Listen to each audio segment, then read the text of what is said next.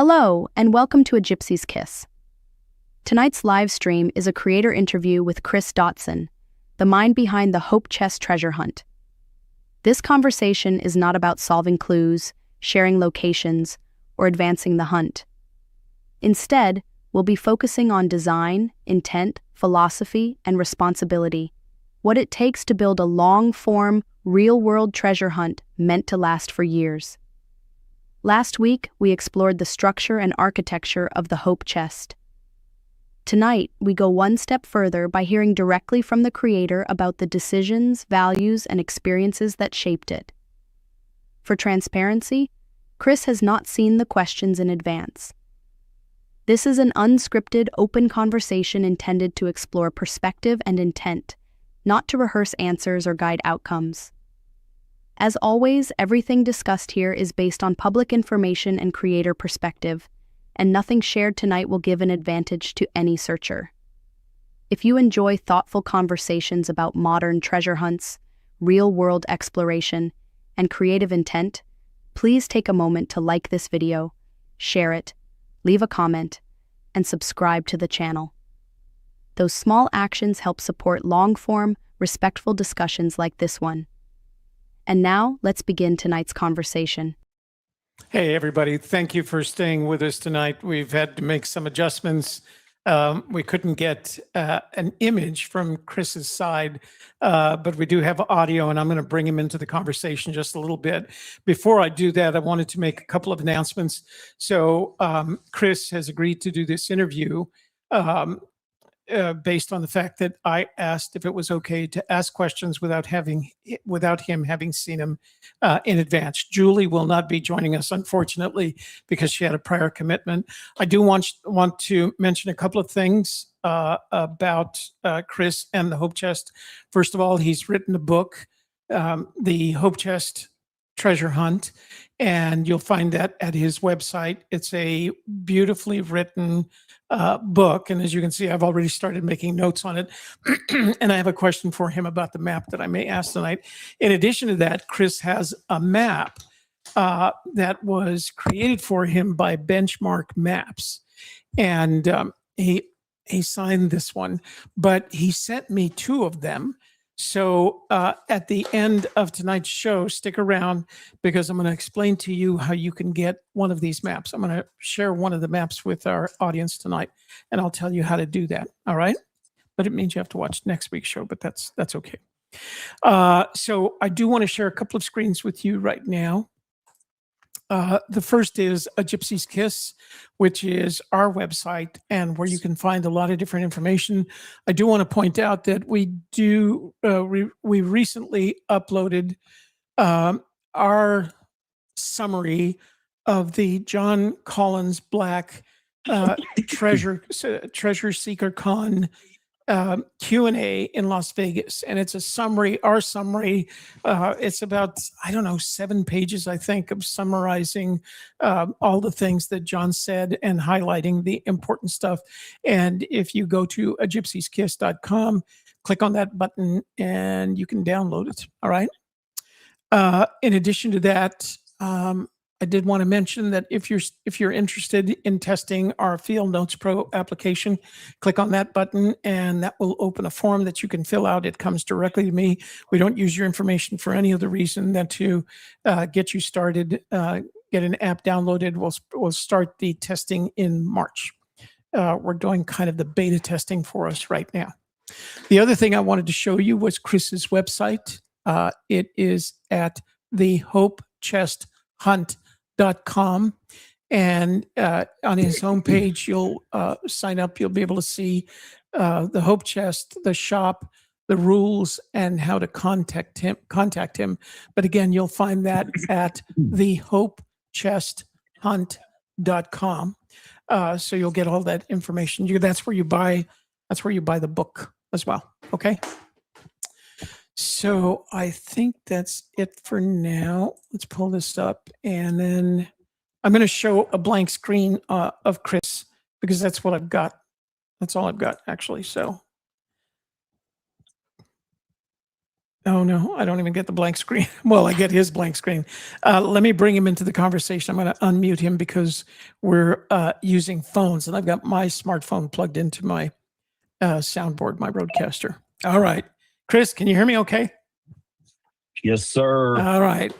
You guys in the audience, make sure, give me just a little note in chat that you can hear Cris. So, Truck and Treasures. Hey, how are you doing tonight? So what I'd like to do is I created a set of about 35 questions. We may or may not get through all of them, although Cris has agreed to answer as many as he can. Excuse me, I'm going to clear my throat. I'll be doing that a lot tonight. So I'm going to ask as many of the questions. Cris has the option of not answering the questions. I try to ask questions that give him an opportunity to answer them, but he always has the option of not answering them if he doesn't want to. I do have one question on the book, and I don't know if you can see this. I think I'll ask that question first. By the way, thanks for mentioning us in the book, Cris. I really appreciate it. I appreciate it. This has to do with a map. Now, you don't have to buy a map because there's also a copy of the benchmark map in the book. So it has the same map is there. But I did have a question up on the top here. There's a legend. And the legend, Cris says, and again, this is one of those questions that if you don't want to, this is not one of our scripted questions. It reads, Cris Dotson's treasure capsule is buried within 9 miles of one of the areas on this map. And what I wanted to know is, what is the definition of areas? Can you tell me that? It's been a while since I looked that up. Okay. Well, maybe you can send me an email and I can answer it for next time. Okay. Yeah. All right. So yeah, it says within 9 miles of one of the areas on this map, and I'm thinking to myself, well, it's all an area, right? So, all right, yeah, something to think about. That might have been like a little montage to Forrest Fenn or something. Yeah. You know? All right, you ready for the questions? Sure. Okay. Answer them to the best of your ability. If you choose not to answer them, just say I don't care to answer them. All right. Yeah. Are you going to swear me in? I'm just kidding. All right. Number one, what was the moment when the Hope Chest stopped being an idea and became something you knew you had to build? Well, for one, the Hope Chest started off as a Forrest Fenn had always said that he should write a memoir. So when I had my heart attack, which that's where the title, The Hope Chest, comes from, or it was the title came from me wanting hope for my chest to get better and for me to get better at finding Forrest Fenn's chest. But the original thought of the book wasn't a treasure hunt. It was just a memoir about me surviving a heart attack and like me being 43 and in the construction field. There's a lot of guys that don't want to go to the doctor or are stubborn or I don't know. But people just don't talk about it, that people can have heart attacks in their 30s and early 40s. And those are the worst heart attacks because most people don't survive them. So being preventative on those kind of things is, and me surviving and, people coming to me and telling me stories about, oh my gosh, my husband survived at 38 or whatever, if I wish, or my husband died, or whatever, and, just fell over dead, one day at 39. Mm-hmm. And I wish I would have known more about it back then, whatever habit. So that's when I decided between what Forrest had kind of instilled in me and the motivation to start writing a book. And if you were to go back to my high school and ask any of my high school teachers, I would be probably the last person they would ever tell you to write a book. Yeah. Oh. So, yeah, it just, but something, something told me I needed to do it, you know? I forgot to ask you before asking my questions. Do you mind taking a few questions from the room after I'm done with my list? Yeah. You okay with that? Yeah. Okay. I'm good. I'm here for the people. Great. Well, we'll make sure you get it all out. Number 2, how did your recovery experience shape what you wanted this hunt to feel like for participants? Which recovery? The I guess? recovery, well, that's an interesting because I realized after reading the book, you were going through 2 sets of recoveries, one from your heart attack and then the second one from your construction injury. Yes. Yes. So let's put them together. How did they shape what you wanted this hunt to feel like for participants? Well, there's 2 aspects of that. Um, of course, I needed to get mentally and physically stronger in both aspects because there is a lot of mental stuff when you have a heart attack that people don't realize either. A lot of depression and just different stuff like that. But and then along with my fall, the same thing. You know, they took my license away, and I was just sitting at home, just not being able to do much and hurting so bad every single day. But so also, I wanted to,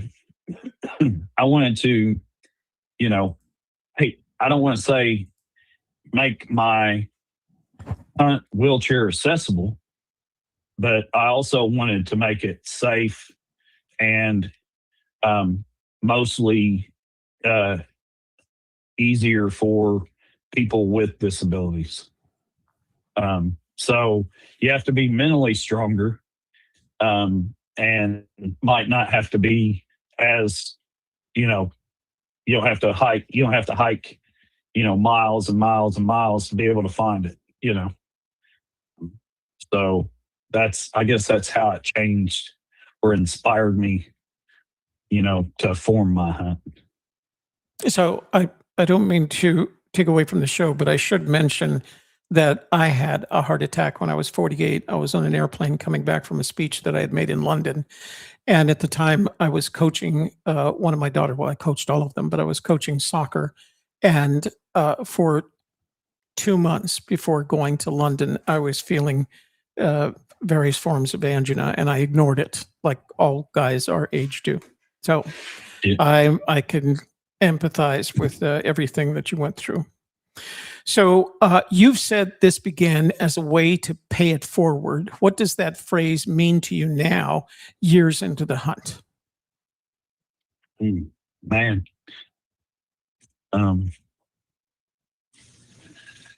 that's I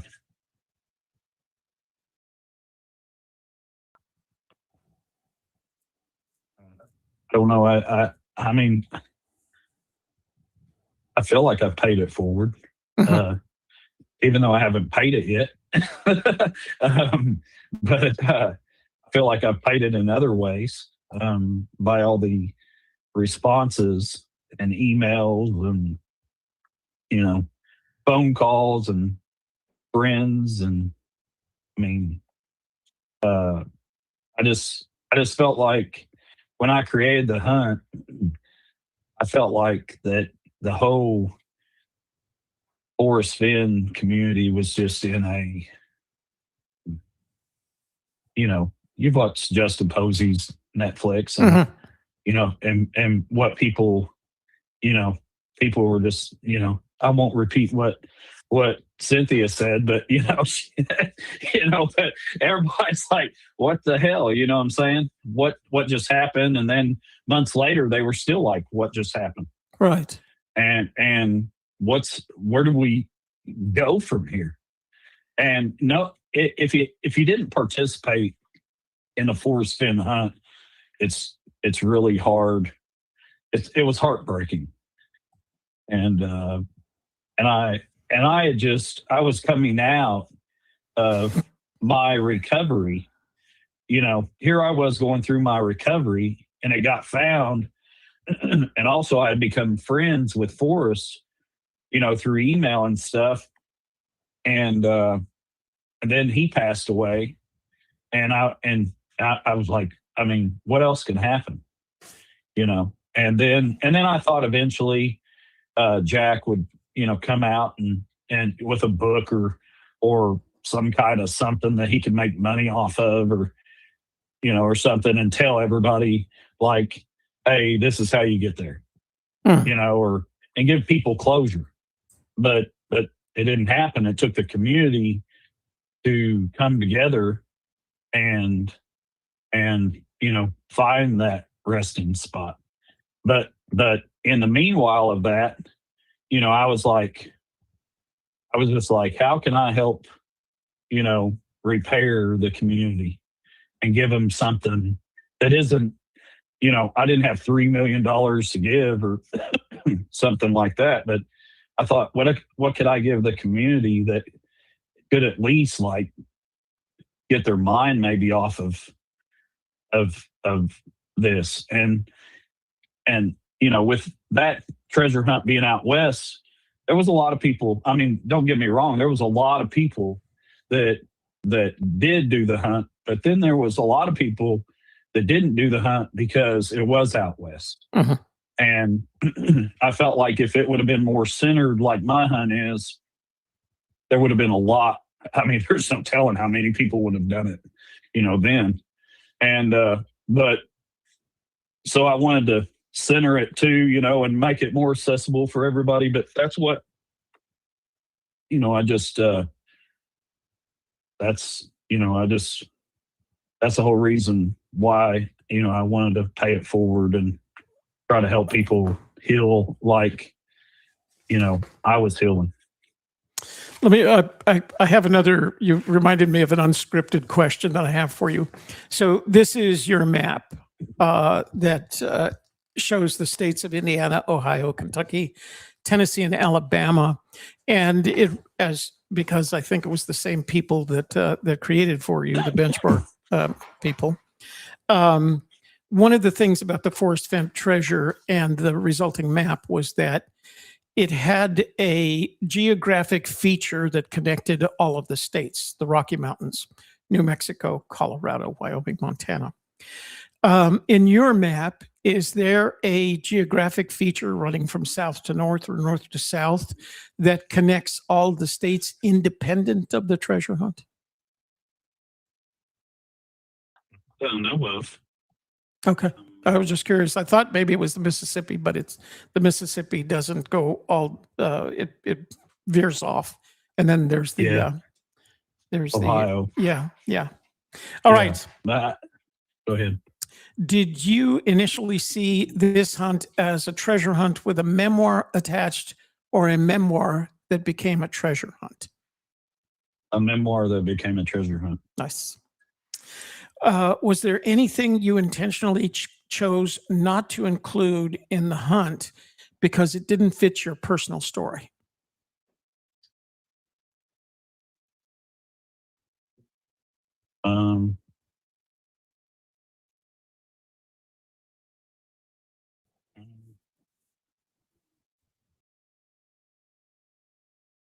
Yes, there was. Tell us about it.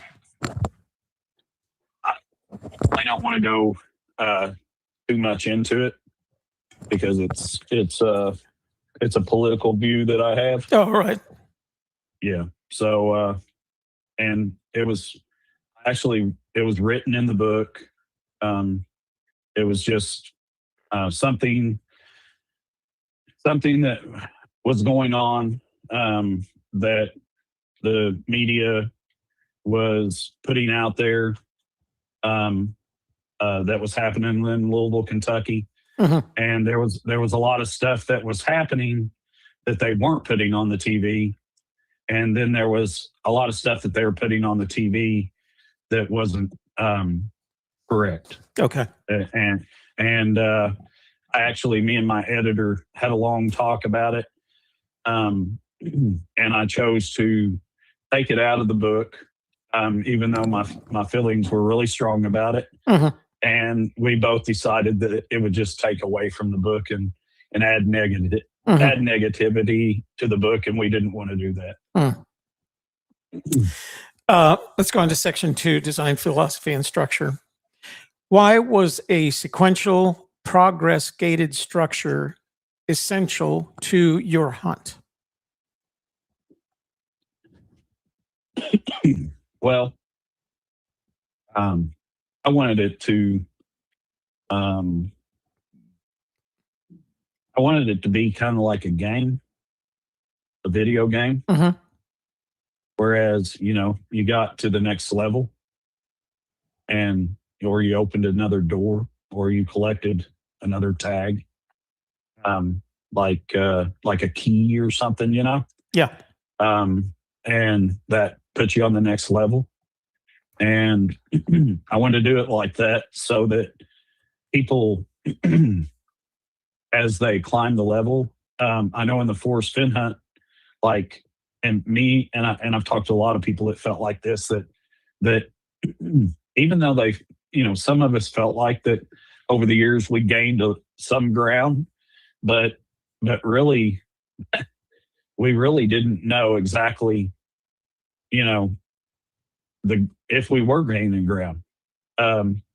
We just kind of had to follow that gut feeling and think and follow stuff that we thought that might be confirmation, but we really didn't know. Mhm. So I feel like whether you're a seasoned treasure hunter or you're a new treasure hunter or somebody that's becoming, you know, that's done some smaller treasure hunts and they want to do mine, each time you get a tag, it makes you feel like, well, awesome. I'm past that, I've accomplished something.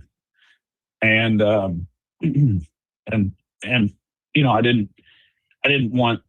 I wanted my treasure hunt to last too.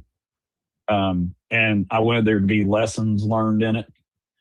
So, I know how people think and I've learned how people think. Even though I'm the farthest from a psychologist or a mentalist. So, but I think I know how a lot of people think. So there's a lot of things that I did that purposely would make people think certain ways so that they would learn certain things and learn about our states and history and all the hidden gems. Mhm. What problems were you trying to avoid that you'd seen in other open or mass decode hunts? Um, well, for one, craziness. Mhm.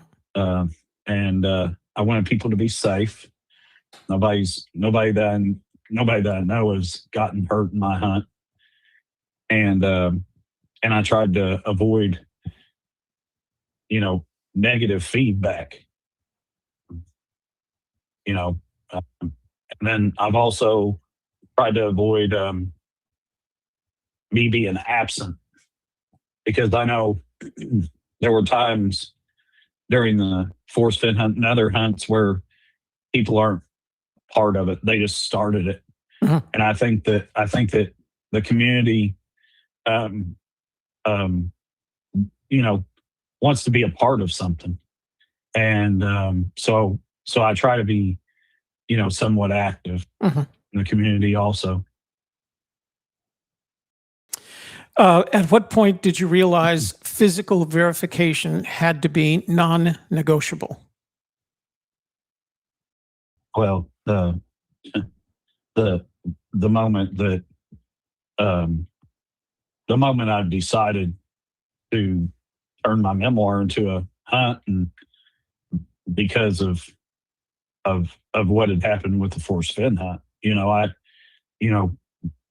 that was first thing on my list was when this hunt is done, I am going to give the person the option to not, if they don't want to be known, that's their, but we will tell people where it was found. Mhm.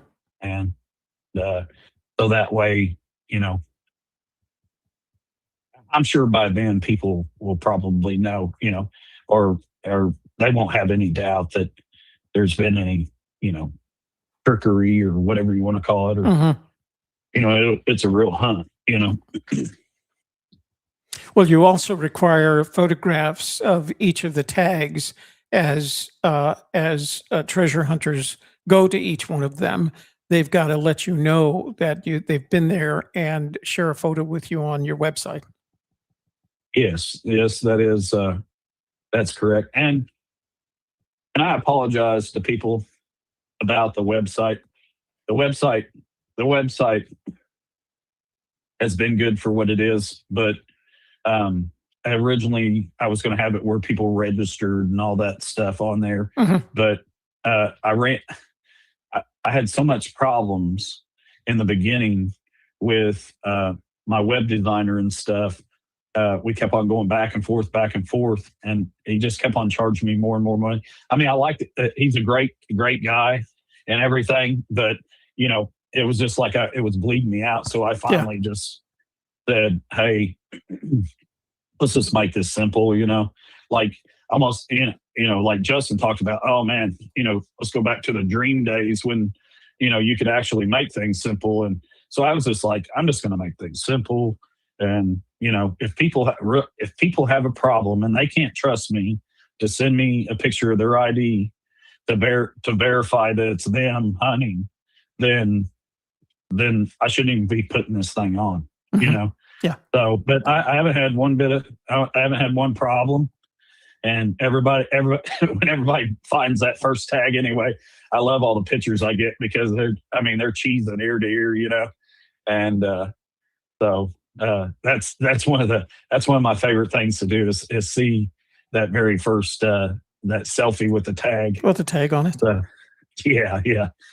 So So this is again not a scripted question, but when I had my conversation with Justin, we talked about the importance of having someone that will take care of the treasure should anything happen to him. And I noticed as I reviewed the Q&A that Mike and Christy put up of John Collins Black and his wife Kimberly, someone asked him a similar question, and he said he hadn't, but he was thinking about it. Have you thought about it? And if so, what kind of plans do you have? I do have a plan in motion, Okay. and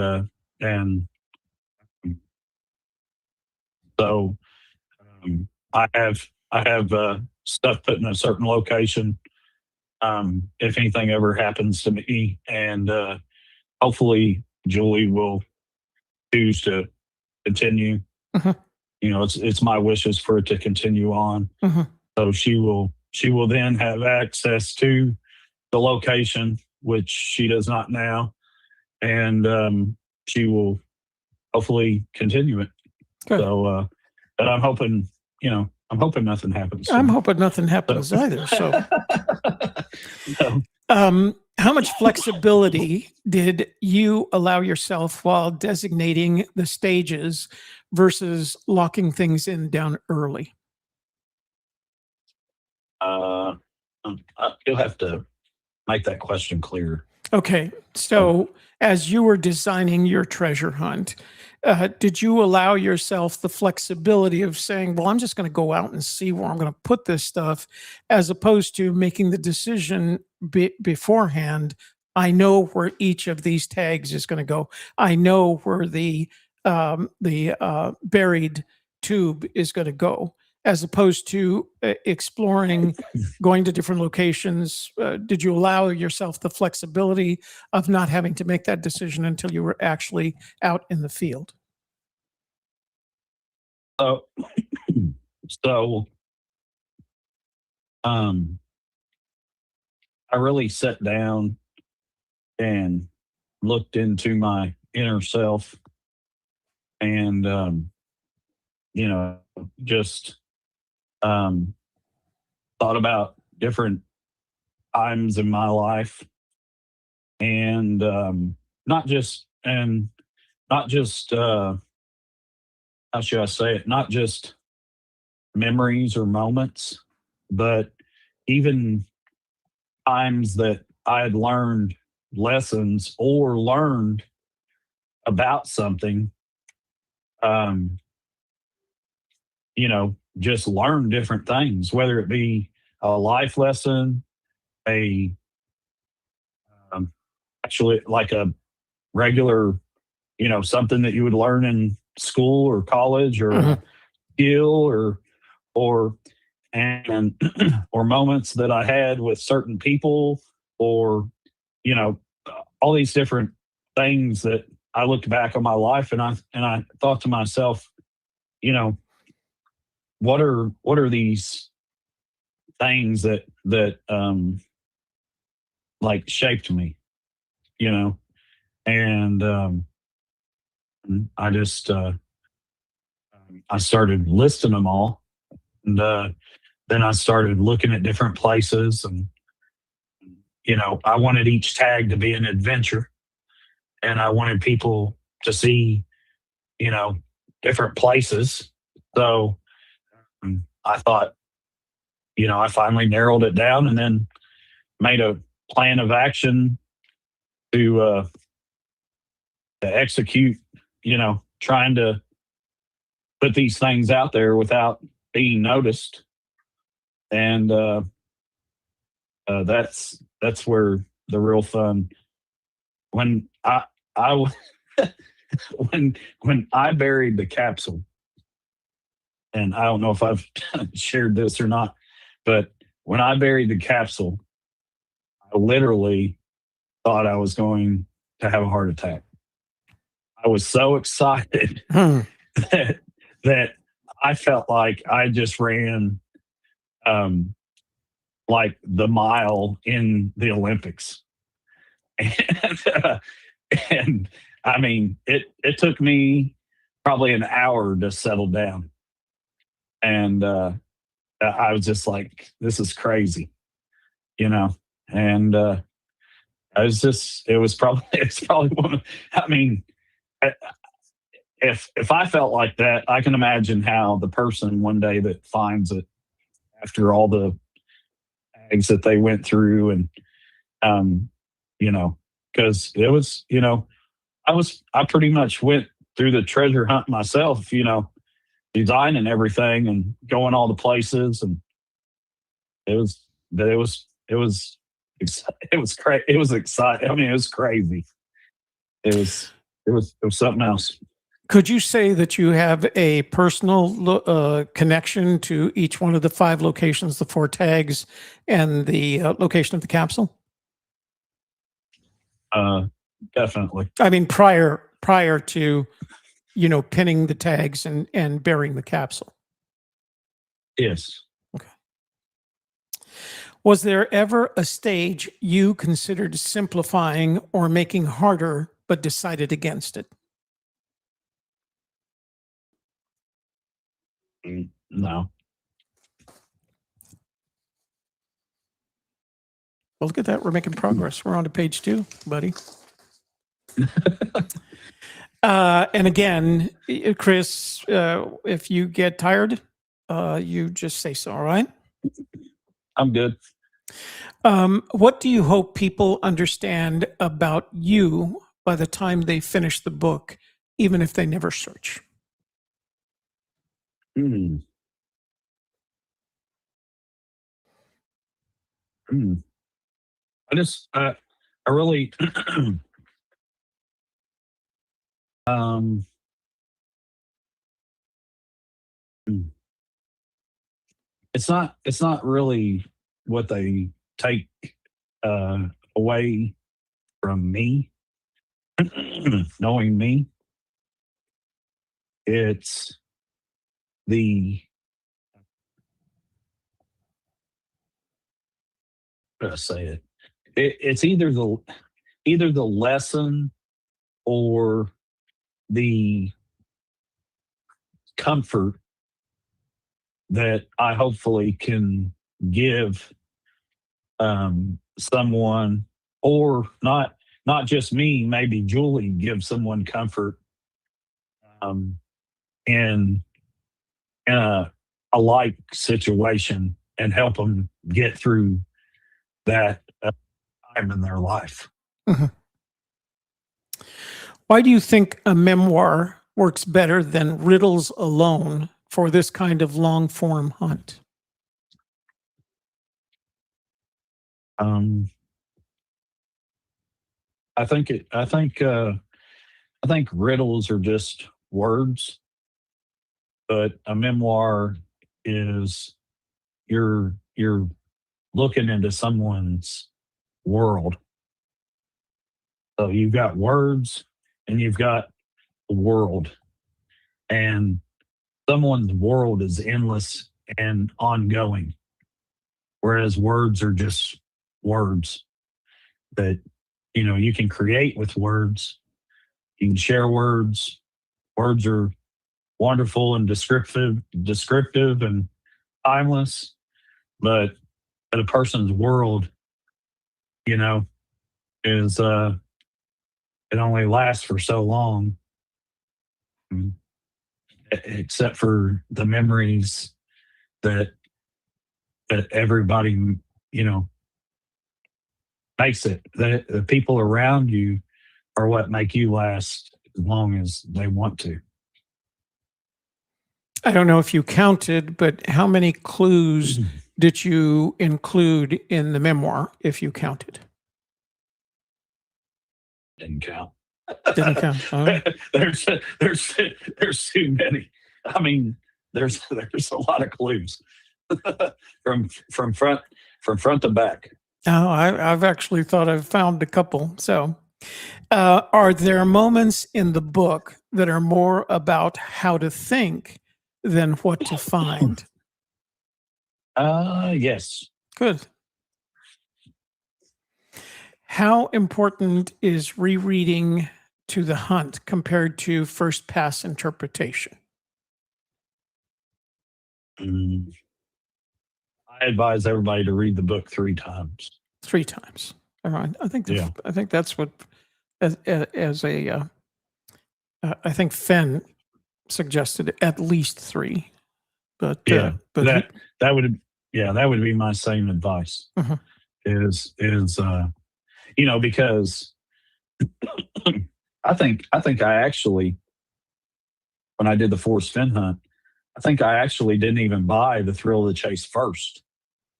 I think I bought Too Far to Walk. Mhm. Oh, that's And interesting.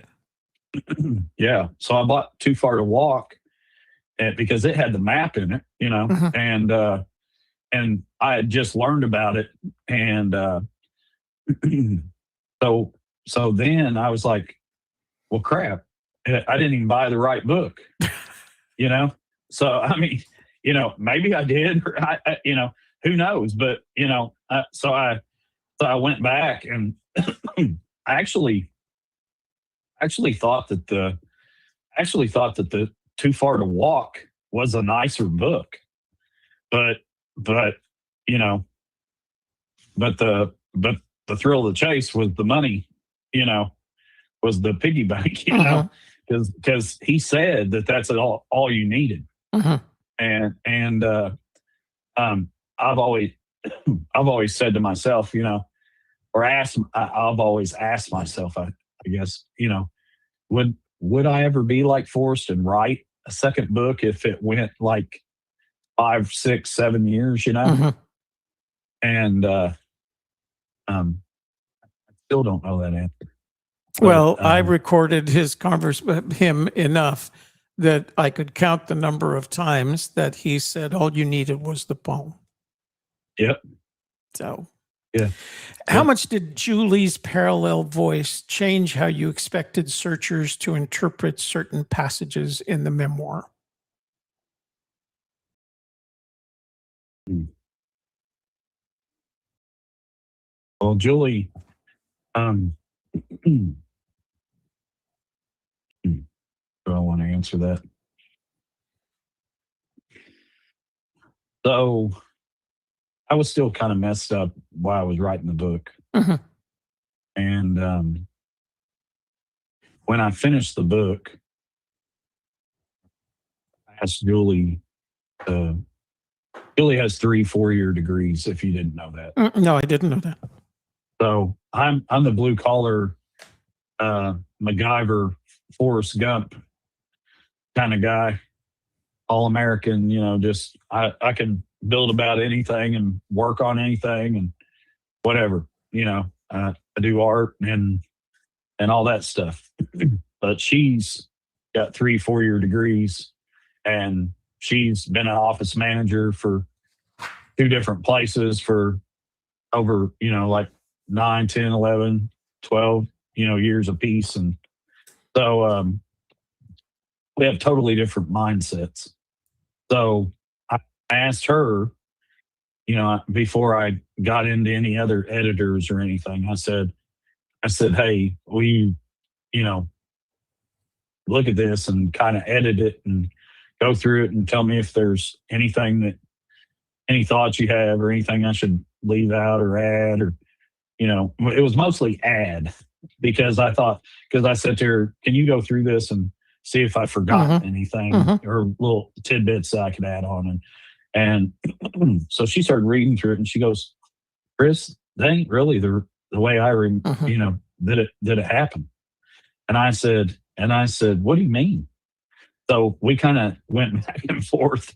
And so I said, why don't you just write in the book? And then the whole book, I wanted to make it unlike any other treasure hunt or book that was out there. So I said, you know what?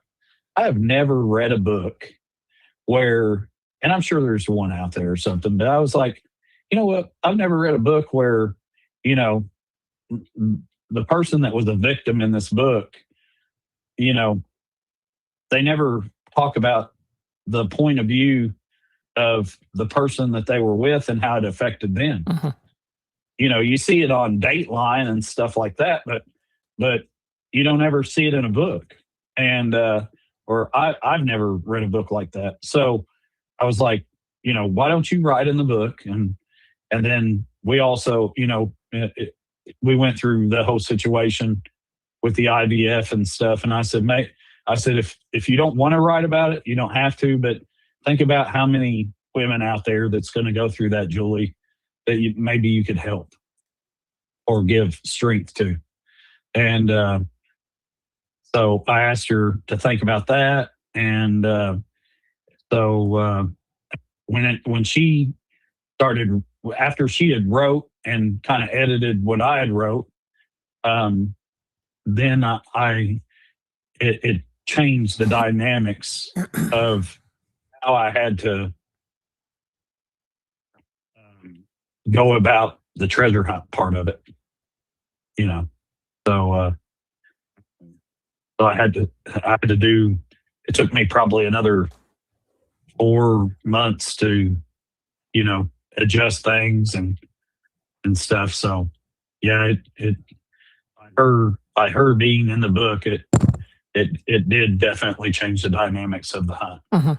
Yeah. For those of you that are not familiar, and you won't be able to see it in this lighting, but every once in a while, you'll come, this is actually the first one in the book, you'll come upon a page and the ink on the print is in purple rather than black. And that's Julie's voice. And Shelley and I have written 3 books together, and you would be unable to tell whose voice it is because they're very, interlocked. Right? We write them together. They're collaborative pieces. What's interesting about the approach that Cris took is he wrote a book and then he told his wife, what do you think about this? And then he said, after she said what she thought about it, she said, well, just he said, write it in the book. That's the impression I get. So it was like a post collaboration effort on her part, but it's a really important part of the book. And you'll see once you start reading the book and incorporating Julie's collaboration, Julie's commentary after the fact. And sometimes it is correction where he describes the situation one way. She'll say, well, it wasn't quite like that. Here's what happened. Or here's what I thought. Here's what I saw. Here's my perspective on that situation. So it makes for very kind of fun reading, I guess, the best way to describe it. And it's not a hard to read book. You can read it in an afternoon. You sit down in a sunny spot, you can read it in an afternoon. Why did you want the tags to be simple, durable, and permanent rather than elaborative and or decorative? That's easy. I wanted them to blend into everyday life. So, that's just the gist of it. Yeah.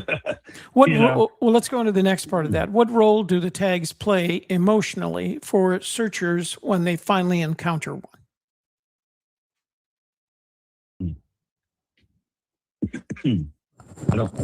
I really don't. I guess either I don't understand the question or I don't know the answer. That's all right. Stay. So let me ask it a different way. Did you ever envision what a treasure hunter would experience when they came upon one of those tags? Emotionally speaking, what did you think? What did you hope they were going to feel?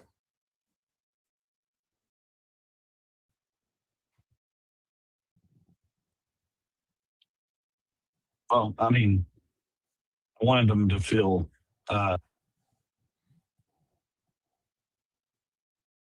wanted them to pause and think, like, oh yeah, I just found this. But on the other hand, too, I wanted them to stop,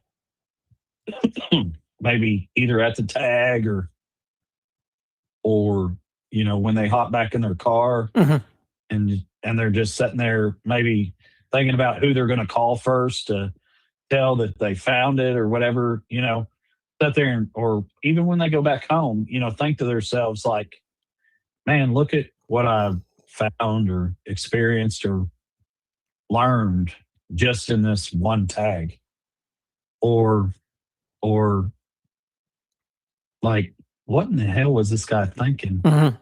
Like, now I finally understand why I'm here, because I know more about Cris and understand why I'm here and, why he put it here.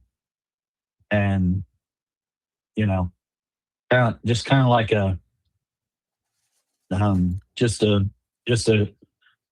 just a good old fashioned American, great feeling, like when you're, like when you're getting ready for a baseball game or standing in the tunnel for a football game, or you hear that song that Bob Seger song that takes you back to being 19, you know what I'm saying? And how you felt back then and stuff. Just kind of like that feeling, So is there any sense that when you find the first one, you have some sort of advantage in seeking the second one? You learn something about you learn enough about finding the first one that you have an advantage in the second one and even more of an advantage in the third one, etc.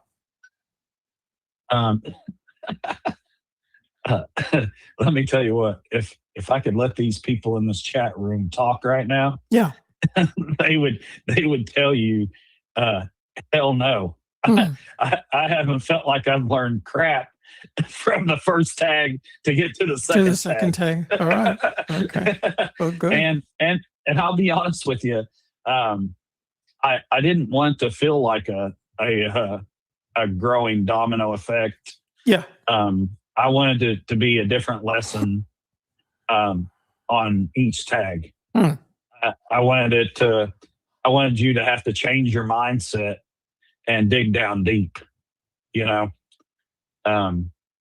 that's um, that's how um, there's I, I don't really want to say this, but um, there's there's another treasure hunt out there right now that makes you grow like that. Mhm. And that's why I wanted people to do, is to grow, Okay. That's fair. dig deep down inside themselves. What does a multi-state search area give this hunt that a single state location hunt couldn't?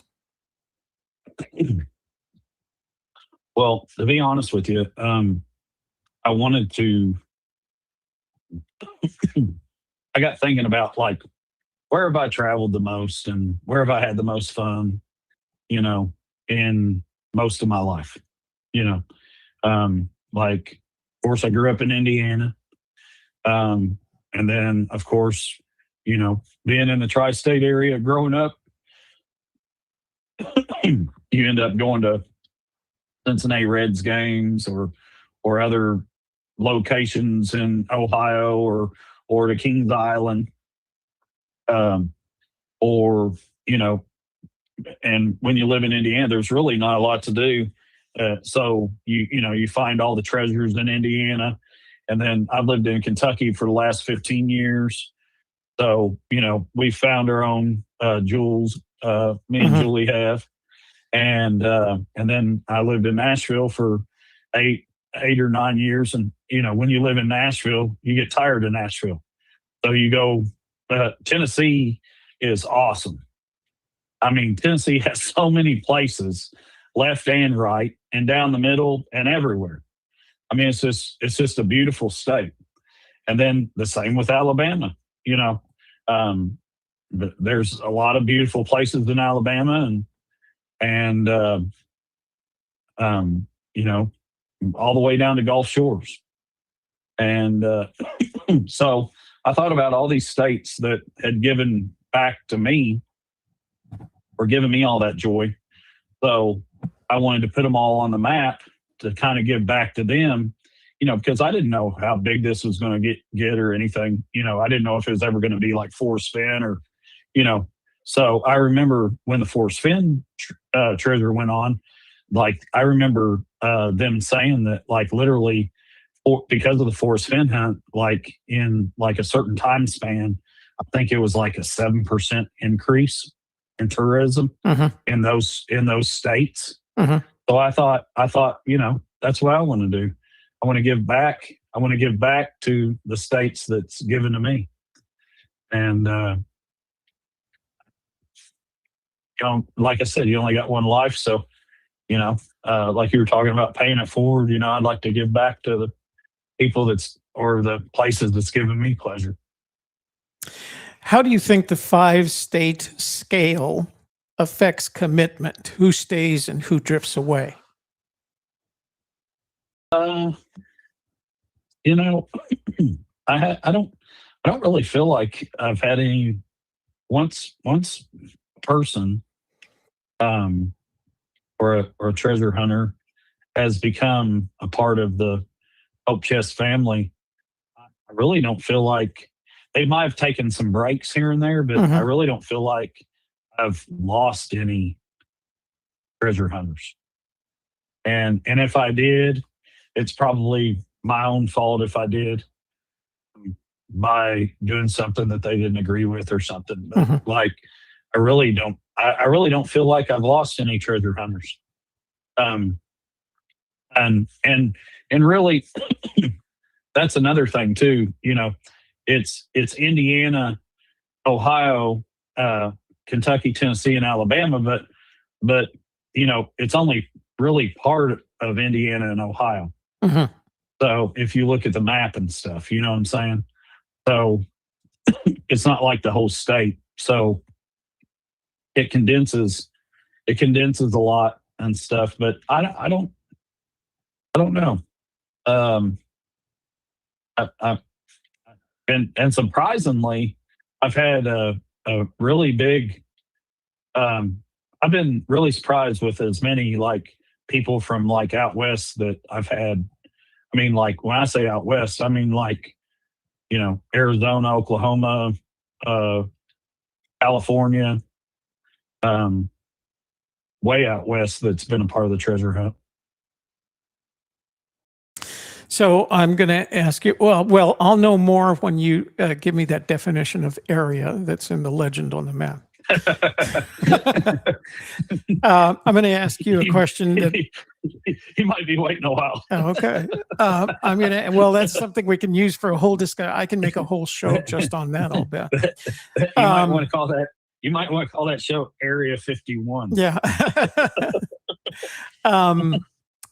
There's a question that every other treasure hunter gets asked. So I'm going to ask you, but if you don't want to answer it again, that's okay. How much time, I'm not even sure I know how to ask a question. How much can I get done without ever leaving my desk? And how much do I have to be boots on the ground? I would say my best answer to that would be depending on depending on how far you're progressed in the hunt. So I believe that you can do a lot sitting on your butt with the first tag, but and the second tag too. And I want to mention that while we're talking to people that this hunt's been going on for 3+ years now, and there's only been about 40 some people find the first tag, and there's not been anyone find the second tag. So if you're out there and you're looking at, debating on starting this hunt, you have, trust me, you're if you buy the book, you're not going to be far behind anybody else except for in study and wise. But you're going to have plenty of time to. Anybody could buy the book right now and be the first person to find the capsule. So don't think that. And I'm not trying to sell the book. I'm just telling people up front. Hey, I built this thing to last, and to create a community, and to get people to get out there and make friends and reinvent their families and so trust me, if you want to get in, there's still, you could get in a year from now and you'd still be okay, probably. Who knows? But, was accessibility to the various areas a guiding factor when choosing those areas, or something that you refined later?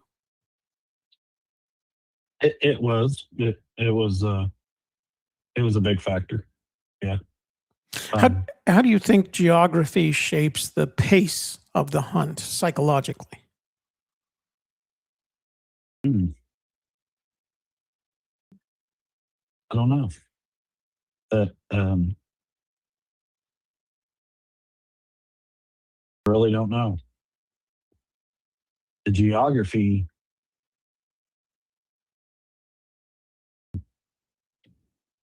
I don't know. That's one of the reasons why I picked the states that I did, because to me, each state kind of has their own different geography. and like Alabama has the ocean, Mhm. and Tennessee has a lot of mountain. Kentucky, it has it has Kentucky has some really neat areas, a lot of rock formations and stuff like that, and a lot of really neat stuff. And it has the Ohio River. And Indiana, everybody looks at it as boring, but there's a lot of neat history and neat hidden places in Indiana. And the thing about these other places, they have a lot of commercialized places. Indiana doesn't have, like, from Louisville up to Indianapolis. They don't have a lot of commercialized places. So you still have a lot of things where you can kind of walk back in time, where these little towns haven't changed much. Mhm. And what's in little towns that don't change much is there's a lot of characters. So when you go through all these little towns and you stop to get a sandwich or this or that, you're gonna have there's no telling what kind of a conversation adventure that you could have. So so yeah, I that's another reason why I picked the states I did, and to have that kind of like geological diversity and stuff. But I don't know how difficult. I don't feel like that. Um, it's not like out west, I guess, where you have such like dramatic landscapes.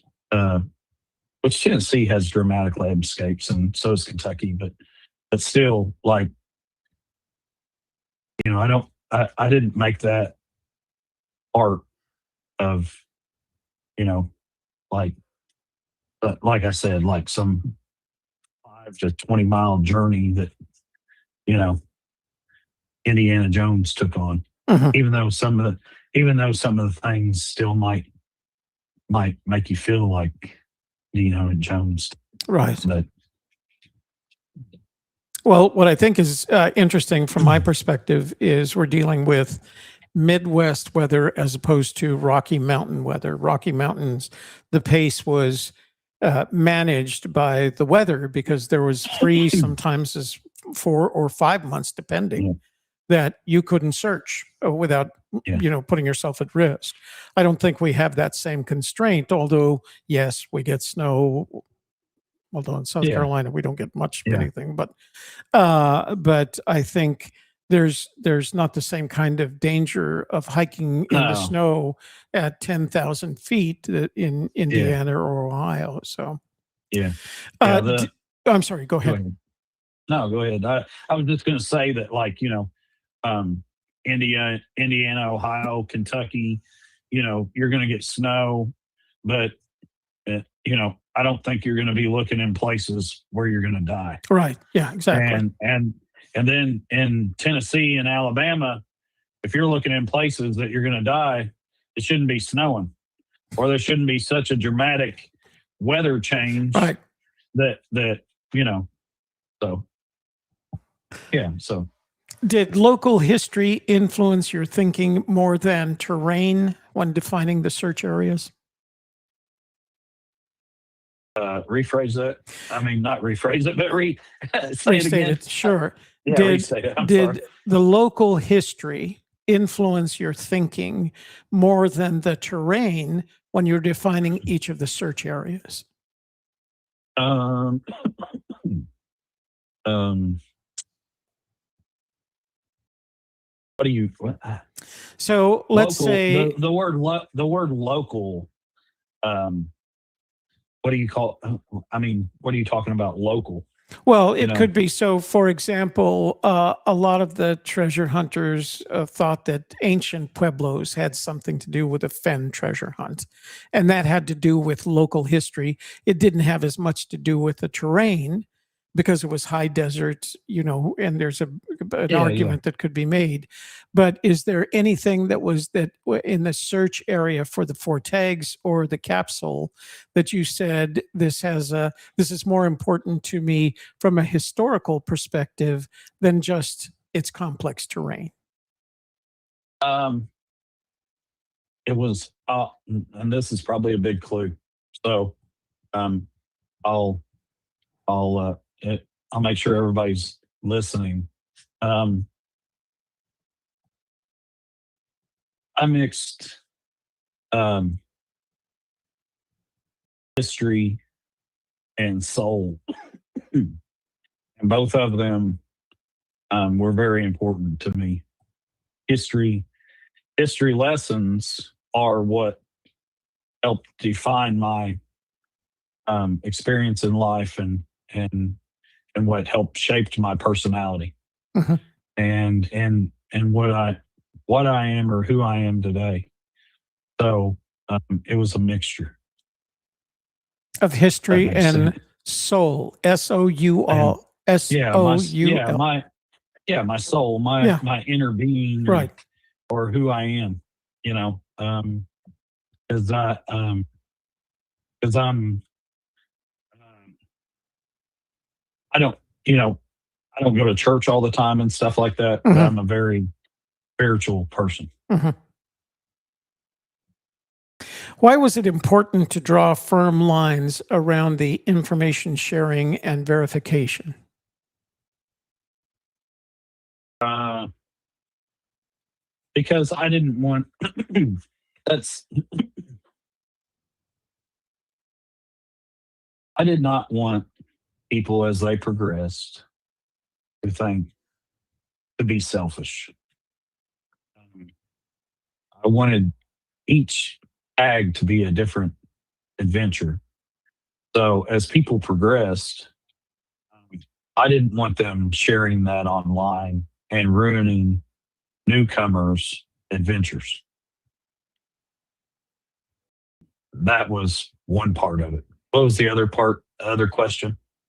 Um, why was it important to draw firm lines around the information and sharing and verification, which I noticed you do in the first, Yeah, I think, pages. For those of you that don't have the book, yeah. pages 5 through 10 So are really important to read. yeah, so that was the first.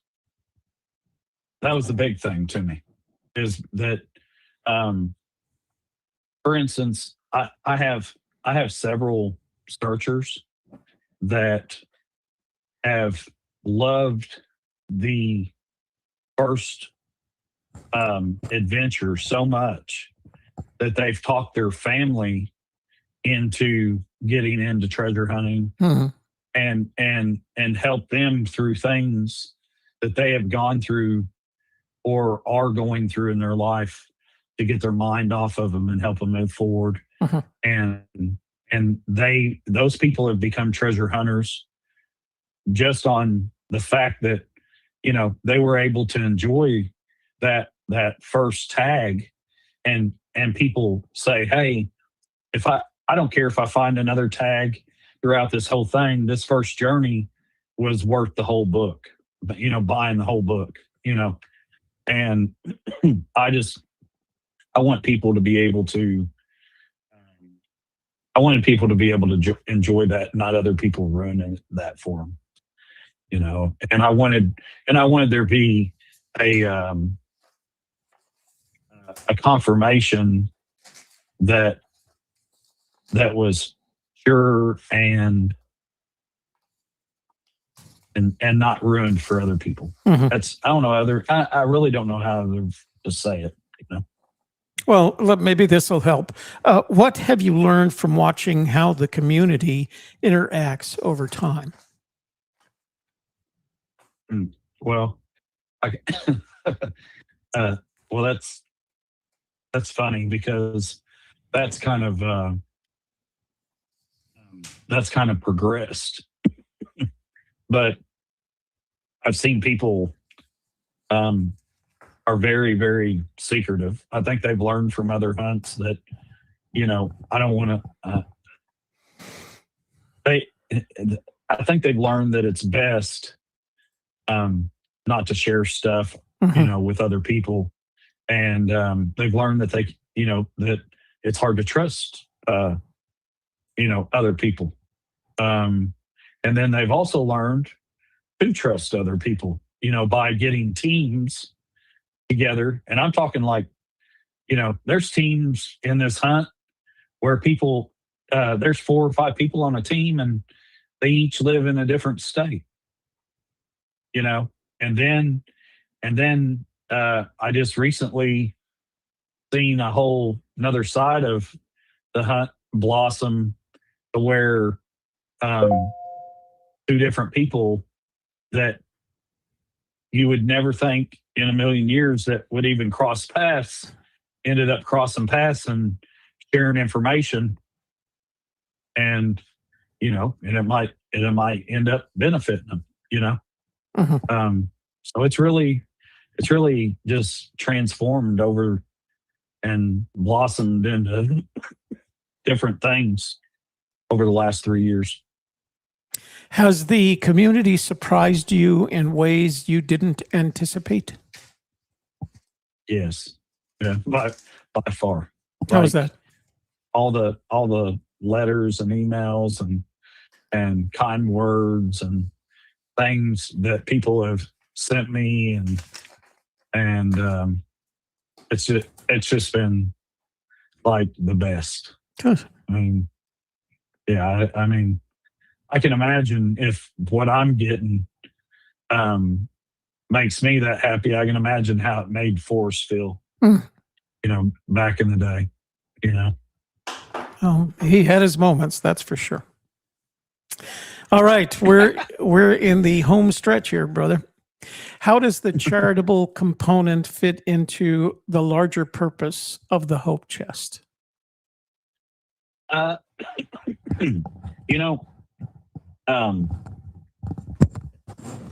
always had a soft spot for people with disabilities.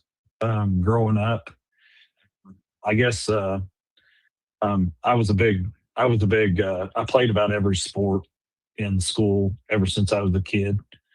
And even though I was never diagnosed, and obviously anybody that knows me knows I'm have ADOS, just attention deficit, squirrel, So, I have to keep busy to keep out of trouble, and when I keep busy, I'm really creative, and I accomplish a lot, and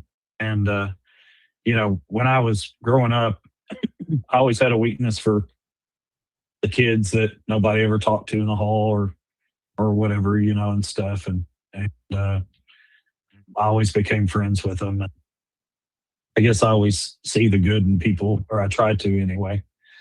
I guess I've got weaker at that as I've gotten older and wiser, but I still try to see the good in the less fortunate or whatever people, and I like to know that, or I like to feel that,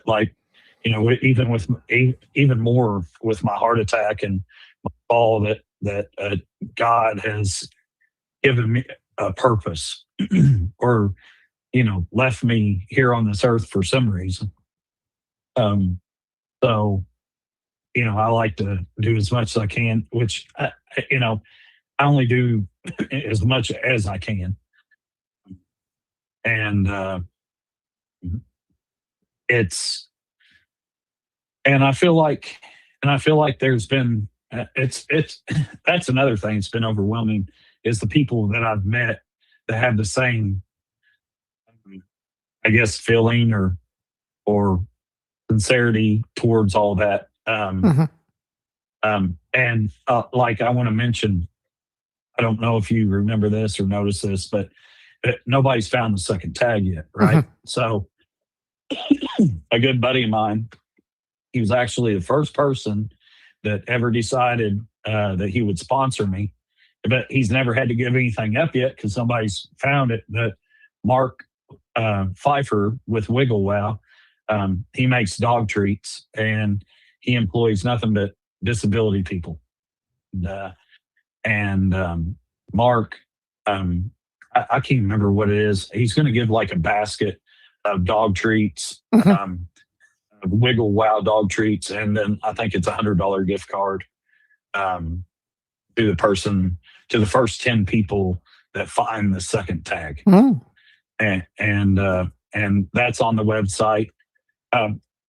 So I've tried to surround myself with, and I try to, and as if you've seen any of the like serious writing stuff, or I guess some of the videos that I've done, I've done stuff for a student recognition program that benefits the learning disability kids in Bullitt County schools of where I live at, and I got a part. I became a part of that, being a part of a certain organization and stuff. So, and a lot of people know all that and stuff. So, but the people that have helped me, that are the treasure hunters, or are part of this community that have helped me with that, or have surprised me beyond. And like, I've thanked them, and I'd like to thank them, and I'll thank them again and again and again. Last question.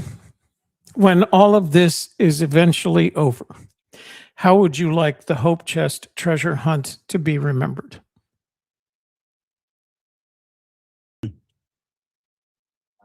I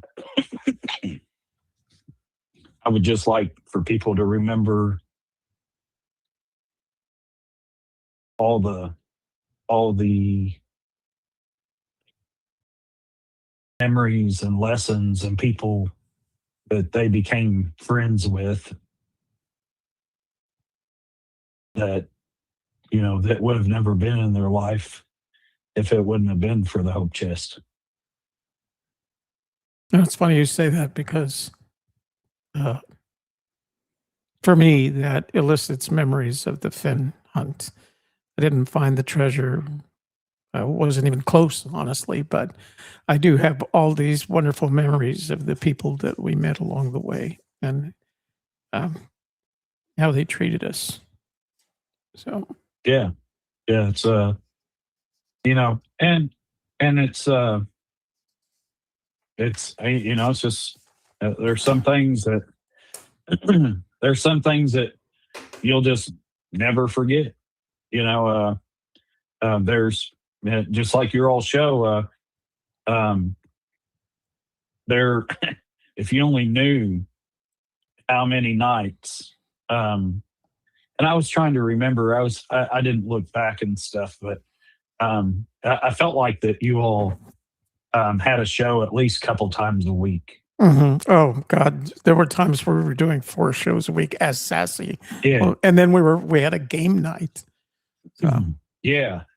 So, and there was about, I'd say and you can probably quote me better than this, but there was probably 15 to 20 other people that I would like just kind of like watch a little bit of their video, and then I'd be like, I'm not watching it, but there was probably just like 3 that I really watched a lot of or listened. And funny as it may be, I never even paid attention to his name, but I'll never forget his voice. Was in the end, for the last probably 6 months, one of the only 2 people that I would listen to was Jack. And I never even paid attention to his name. Right. I just remember that voice, like that young sounding voice. Yeah. Well, of course, he didn't use his name. I don't remember who it was. Maybe that's why I didn't. Yeah, maybe that's why I didn't even know his name. But I just remember his voice and specific, and I didn't even know that was him that I listened to. Yeah. until later on when people talked about it and brought it up and was on like a video or whatever. And I heard his voice and I was like, I used to listen to that. And the only reason I listened to it was because he had the same thoughts as I did. Mhm. And I was like, this guy's onto something. Maybe he'll throw me some kind of little snippet that'll get me past the, and, but your all show is like one of the things that I used to listen to. Like, I mean, literally, like if you all were on, I would come home and I'd get me something to eat and I'd sit on the couch and I'd flip through YouTube and look for who's on that night. And then if you all were on, I would, and I can, out of all the things, I don't know why, but I can still, like, I still remember, I can even still see it in my head when you all went to the sinks and you looked around and stuff. And I don't even know why I remember that, but I do. And it's funny how those little memories. Oh, that was one of our favorite trips. Yeah. Yeah. So I remember finding a pool where I was pulling grayling trout literally almost with every cast. I mean, it was just amazing. So, and yeah. So, well, you can imagine how embarrassing it was for me to find out that Jack had called into our show X number of times, and I would just give him shit like I did everybody, all the other treasure hunters. It was. I mean, how are you supposed to filter out all the madness?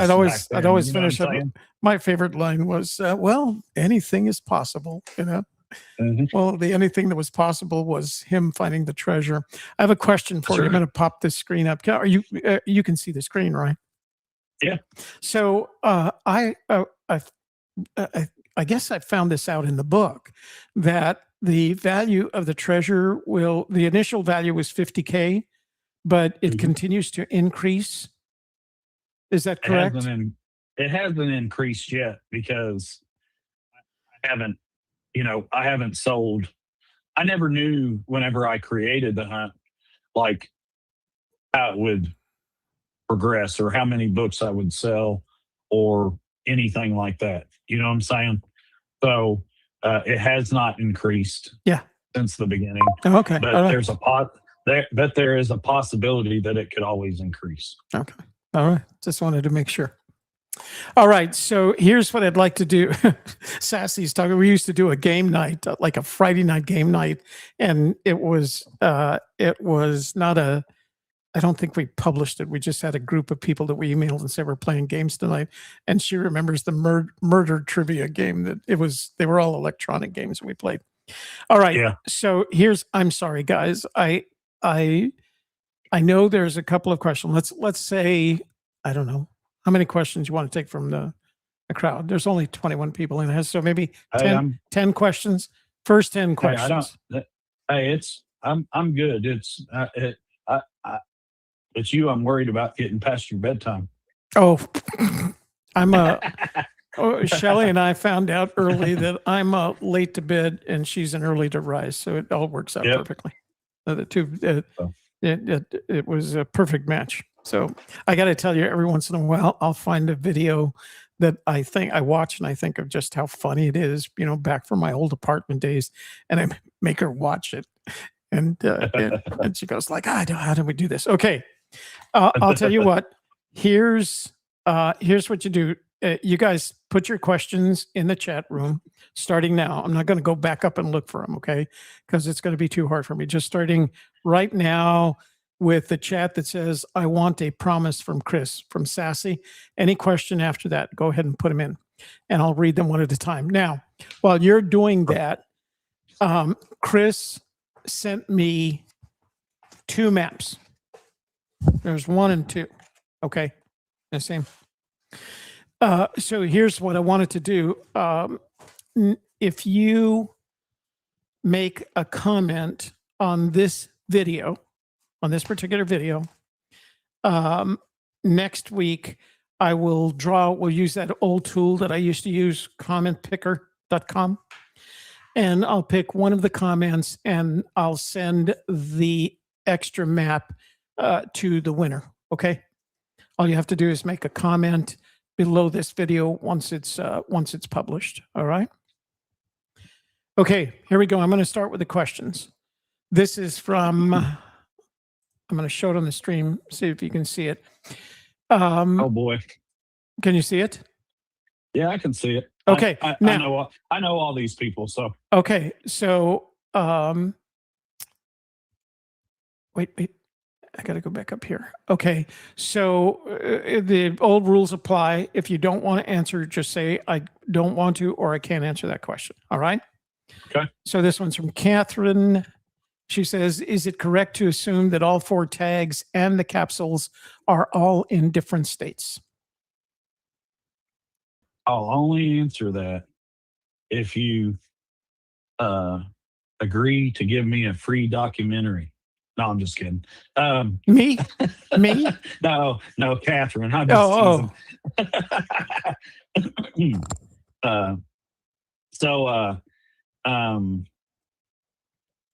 That is wrong to assume. That is incorrect to assume. Oh, you're getting good at the negatives. That's good. All right. Let's see. There's Catherine. Let's go to Ray. Ray says, what are red taggers not interpreting correctly? Is living milestones a privilege? Ray, that's 2 questions, and that'll be $6. Okay, $6. No, I'm just kidding. So what are the red taggers not interpreting correctly? I have no idea because I'm not reading your all's minds, so I don't know what you're interpreting.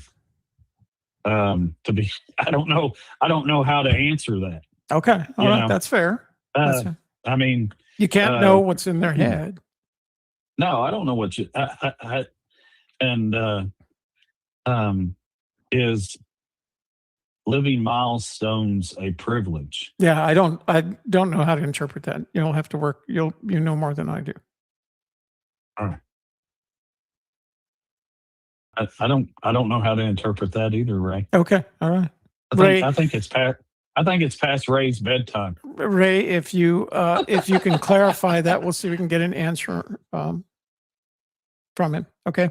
I would answer those if I could interpret them, but I really don't know how to interpret them. Okay. There's the next one. Oh, geez. Hang on. I just bounced way down. All right. Here we are.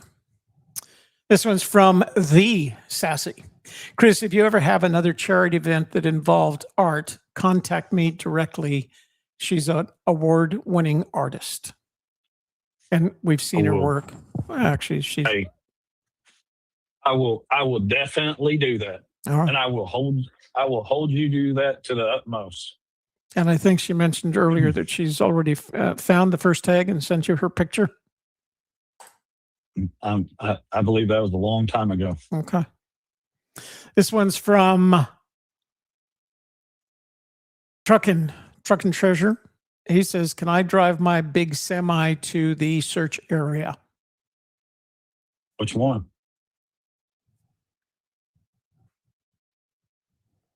That's a good question. I mean, that's a question of the question. Okay, Truckin', you're going to have to be more specific. Which search area? The implication being maybe with some of the search areas you can't. There's 5 of them. Again, another one from, this is from Kathy, not Catherine. Cris, will you call off the weather monsters so I can go? Okay. I don't think he has that kind of control, but okay. I'll do my best. Yeah. But just make sure nobody comes up my driveway when I'm out there dancing around. They're doing the weather monster dance. Let's see.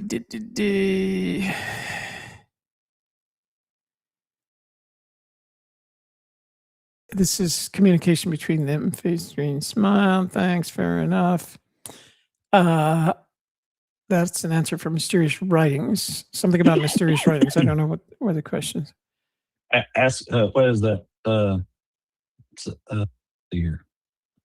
Yeah, he's a know-it-all. Yeah. Okay. He's a good buddy of mine. Let's see. Thanks, Chris. There we go. What do you think is similar between your hunt and JCB's and Justin Posey's hunt? Hmm. My friend Jason Well- had an opinion on that matter.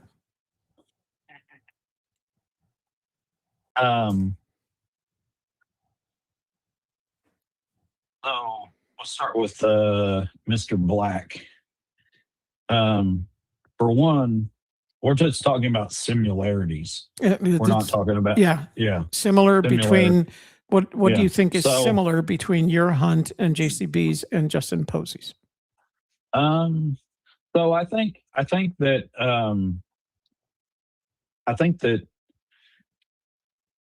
the way that he John structured his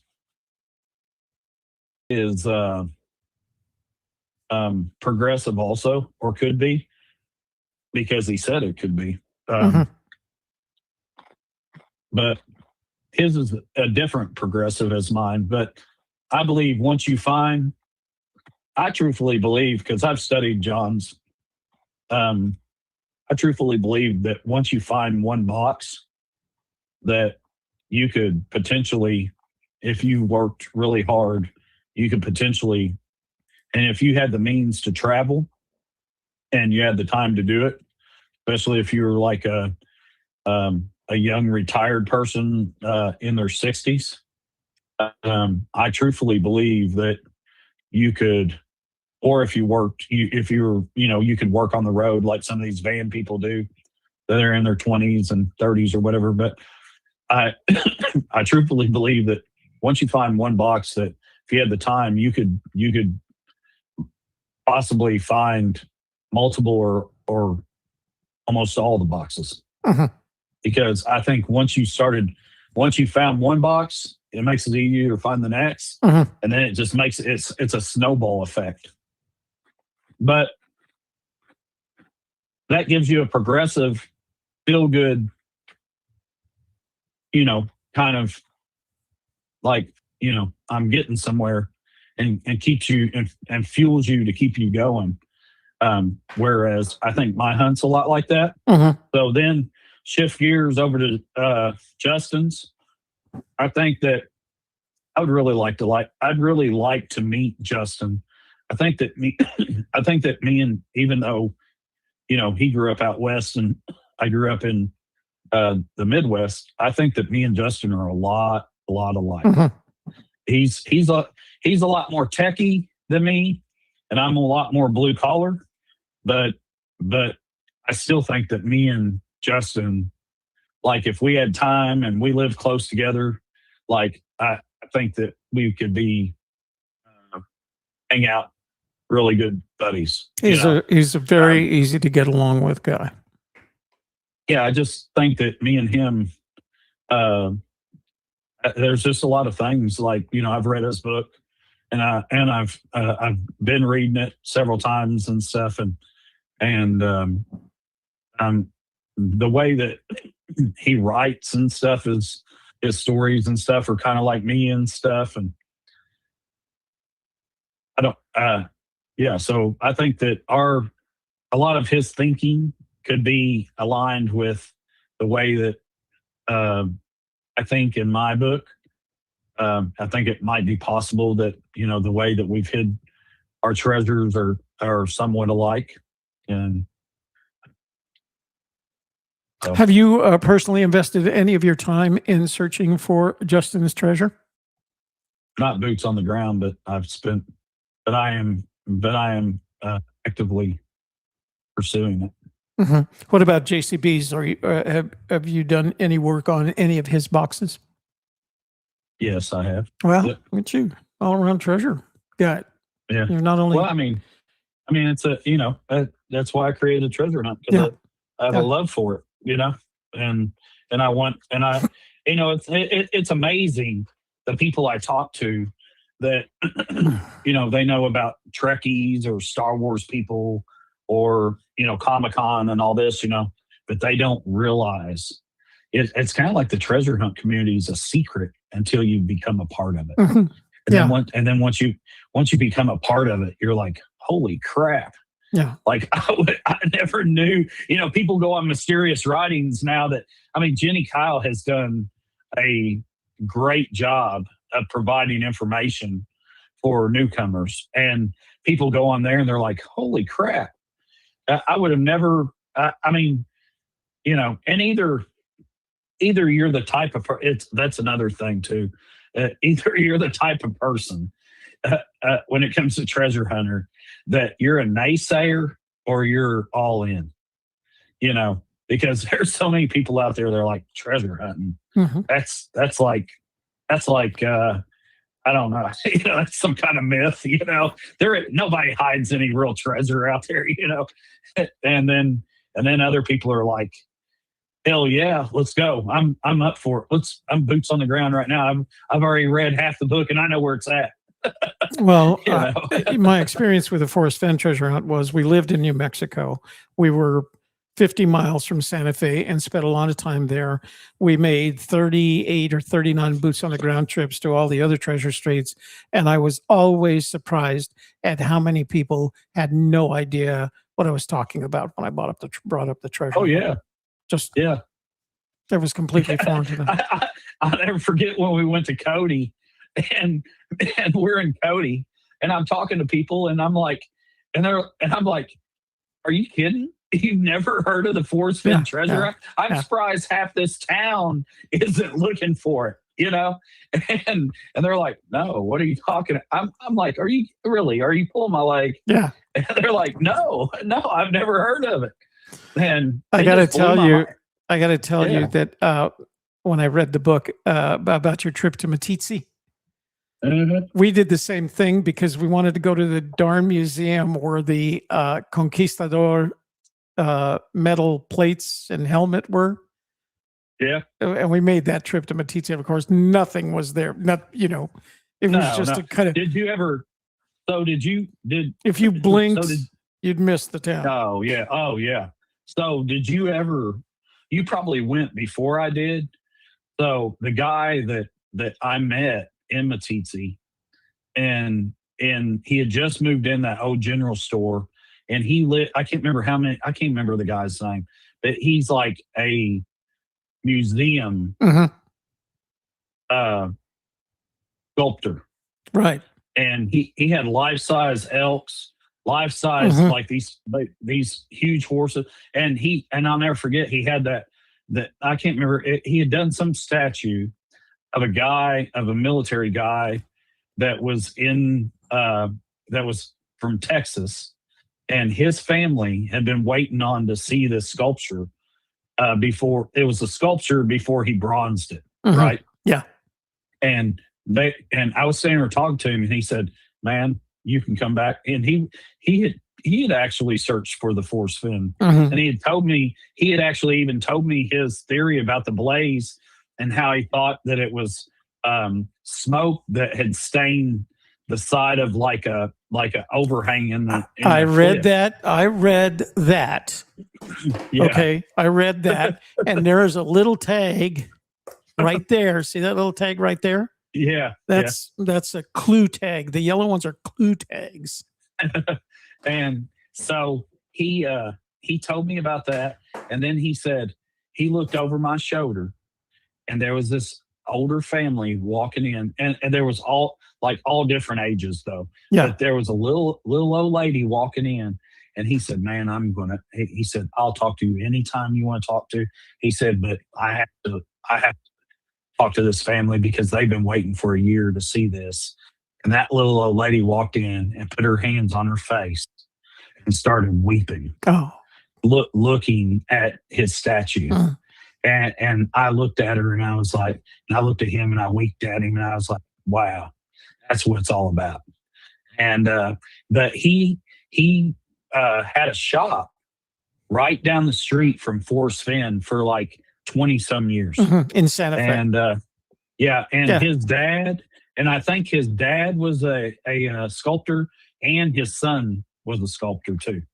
and they had all just passed it down. But he was, I can't remember that guy's name for nothing. But No, that's how we But were. that was- I have notebooks full of that kind of material where I'd have to go back and find it because I made notes. oh yeah, Copious. and notes.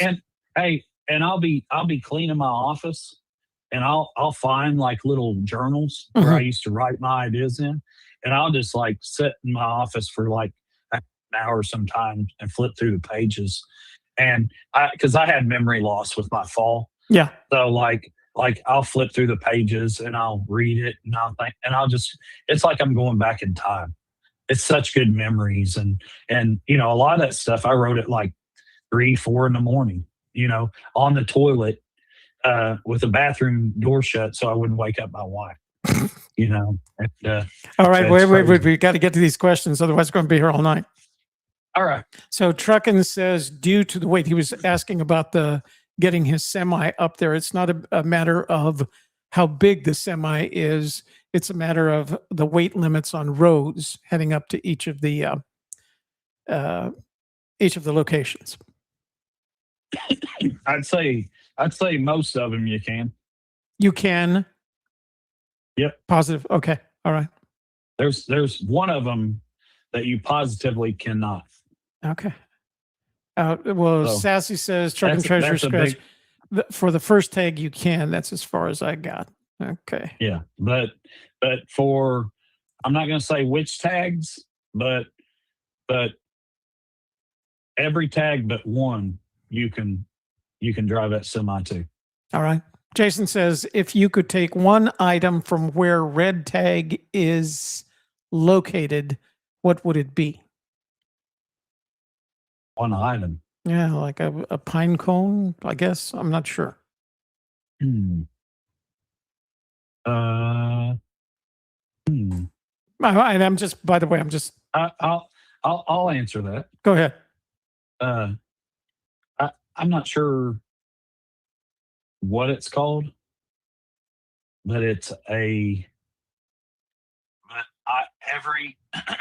every spring that I've been back, or spring, summer, there has been a yellow type of flower, kind of like goldenrod. Oh, all right. But I don't know if it's goldenrod or not. Mm-hmm.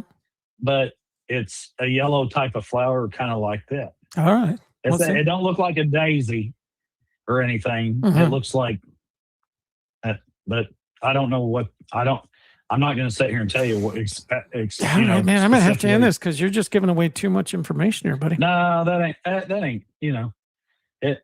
You know, I see that shit grow everywhere, but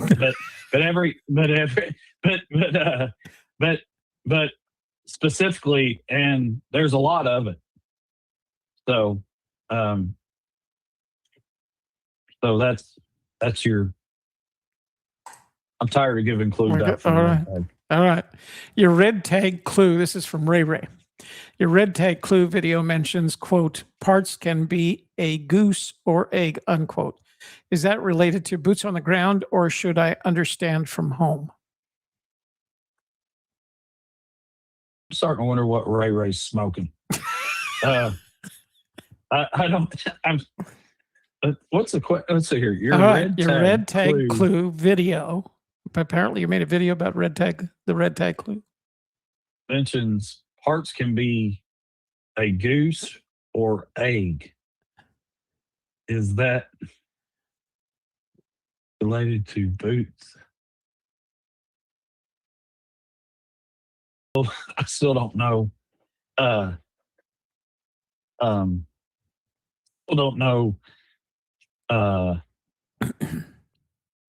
can't. I'm sorry, Ray. I can't answer that. You tried. You gave it. I Good college try. Yeah, I'm sorry. Let's see. There you go. Here's one. Hey, Chris, is the red tag more than 100 miles from the green tag? Ooh, that's a good question.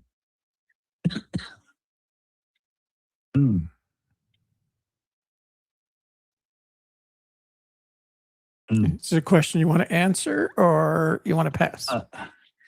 I see who's asking it. That's Sorry, from my throat, my voice. Oh, I know who he is. Paul O'Brien. Yeah. Uh,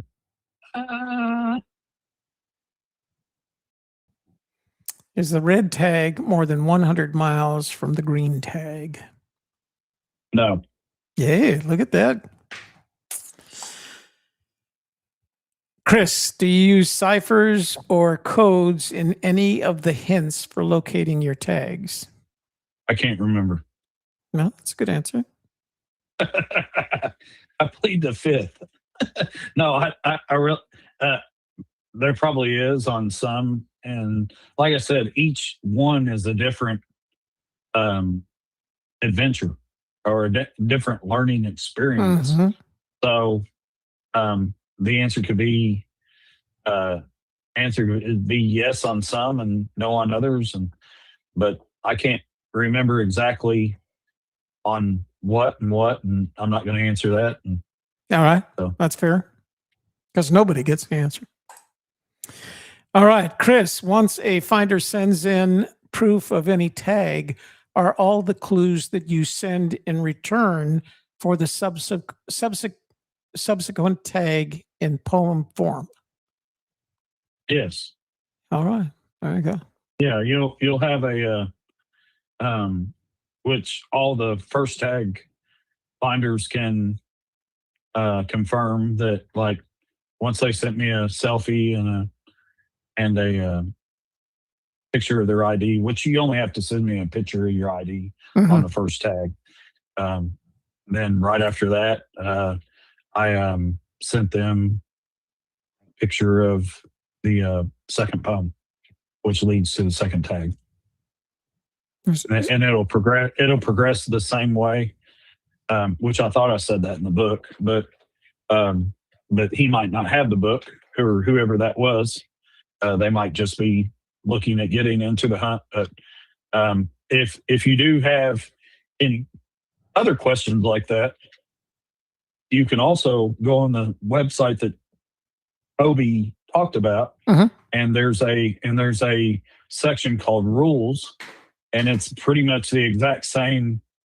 It's exactly the same stuff that I put in the front in of the book. Yeah. The book is very detailed when it comes to rules and expectations.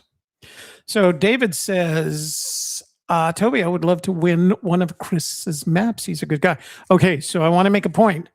I only have 2 of them, right? Here's 1 and 2. See him? And I'm keeping 1. So there's only 1 other that I'm going to give away next week. And what's that? So let's say this, okay? If Toby wants to, Toby can pick. You can keep your map, Toby, and pick 5 people out to win, and I'll sign them and send them from me. Oh, wow. Look at that. Did you hear that? All right. Everybody who's listening, make a comment on this video after it's published. The chat room comment doesn't count. You have to make a comment once the video is published. And we'll next week, when we do next week's show on the JCB's Q&A in Las Vegas, at the end of the show, we'll run commentpicker.com 5 times, and then you'll send your address to a Gypsy's Kiss, and I will forward that to Chris, and he will send you a map. So 5 of them. 5 of them, and I can keep mine. Let's see. Everything. Texas. Ray's still on his thing. Okay, so let's see. Keep on. Get some clarity, Ray. Yeah. I gotta love Ray. He's one awesome dude. He's one of my buddies that has helped with donating and stuff, and way more than that. So he's just a really good guy. So Rodney Greenway Music says, "What's up, Toby? Been a long time." It has been a long time. The what's up is Shelley's husband passed away. Then about a year and a half later, Shelley and I got married. Well, actually, we moved from New Mexico to South Carolina to be closer to my children and grandchildren. And once we got here, we got married.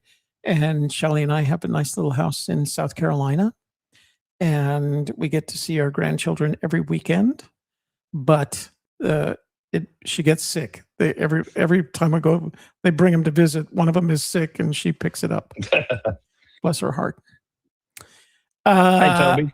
Yeah. I know this is off the path, but if you have that the music guy, I'm sure he's in the music if that's what he put on his in his email or whatever. Rodney Greenway Music. Yeah. So share my song that I shared with you with him. Oh, I will. You can. Rodney, do me a favor, send me an email and I will share a song with you.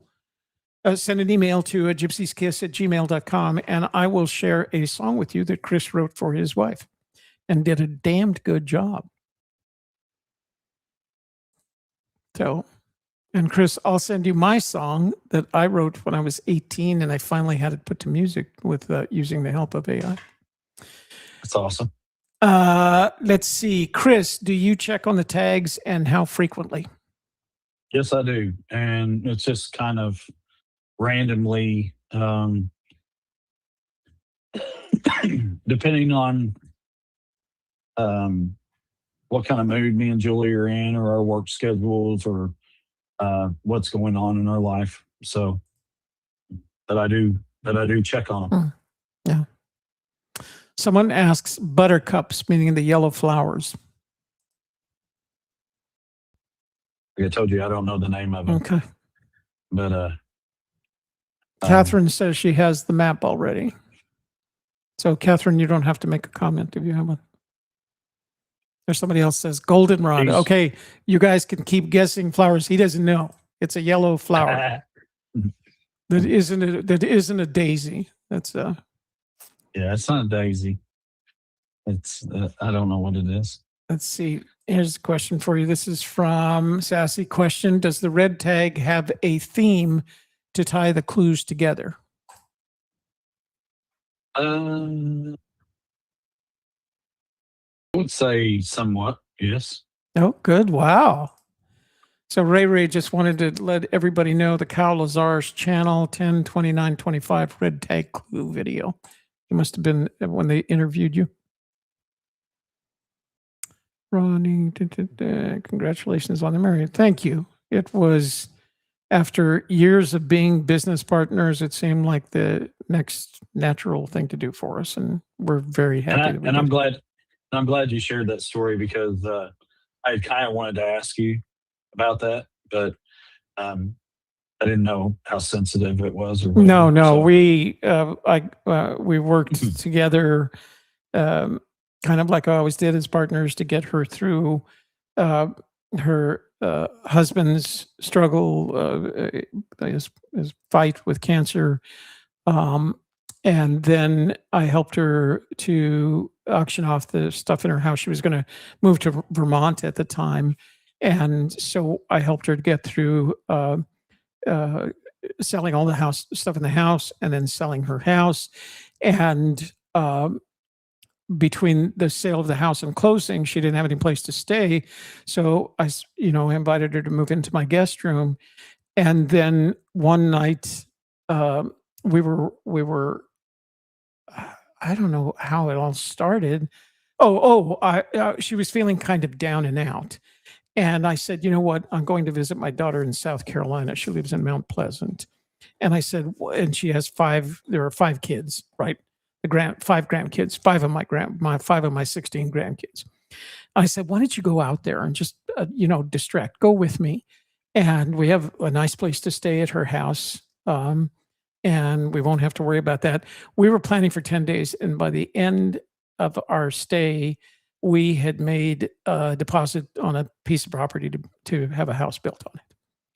And so we came back to New Mexico, and I started the process of selling my house and auctioning we did a online auction through this auction house that I used to use, and the plan was auction off my stuff. We were going to sell houses, and we were going to move to a new house in South Carolina, and we had 6 months to do all of that because that's how long it was going to take to build a house.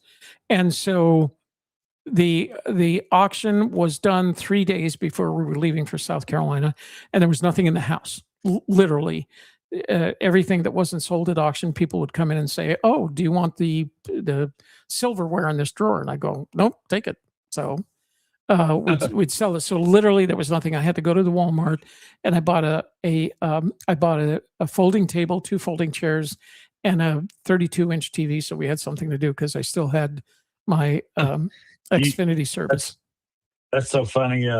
That is how me and Julie started our life out. Yeah. Yeah. So we're sitting there. She's working on her computer. I'm working on my computer, and she says, "You know what? We should get married." And I said, I don't want. I've already been married 3 times. I suck at being married, and I've been single for 20 years. Right. Mm-hmm. And it just doesn't make sense for me. So she said, "Well, just it would be good tax wise." She gave me about 10 reasons why it would be good. And and I said, "Well, let me think about it." And then I was continuing to work, and she said, "Come over here. I want to show you something." And I said, "What's that?" So I got up, went into her side, and she said, "Here's the ring I want." That was it.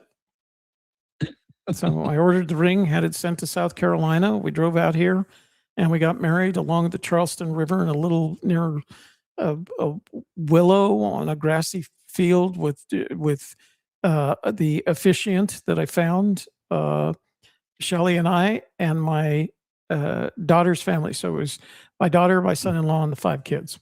That was our wedding. And it's on a Gypsy's Kiss. You can see the video on a Gypsy's Kiss. We had a wonderful wedding too, but of course in the book you all can read what our engagement went like.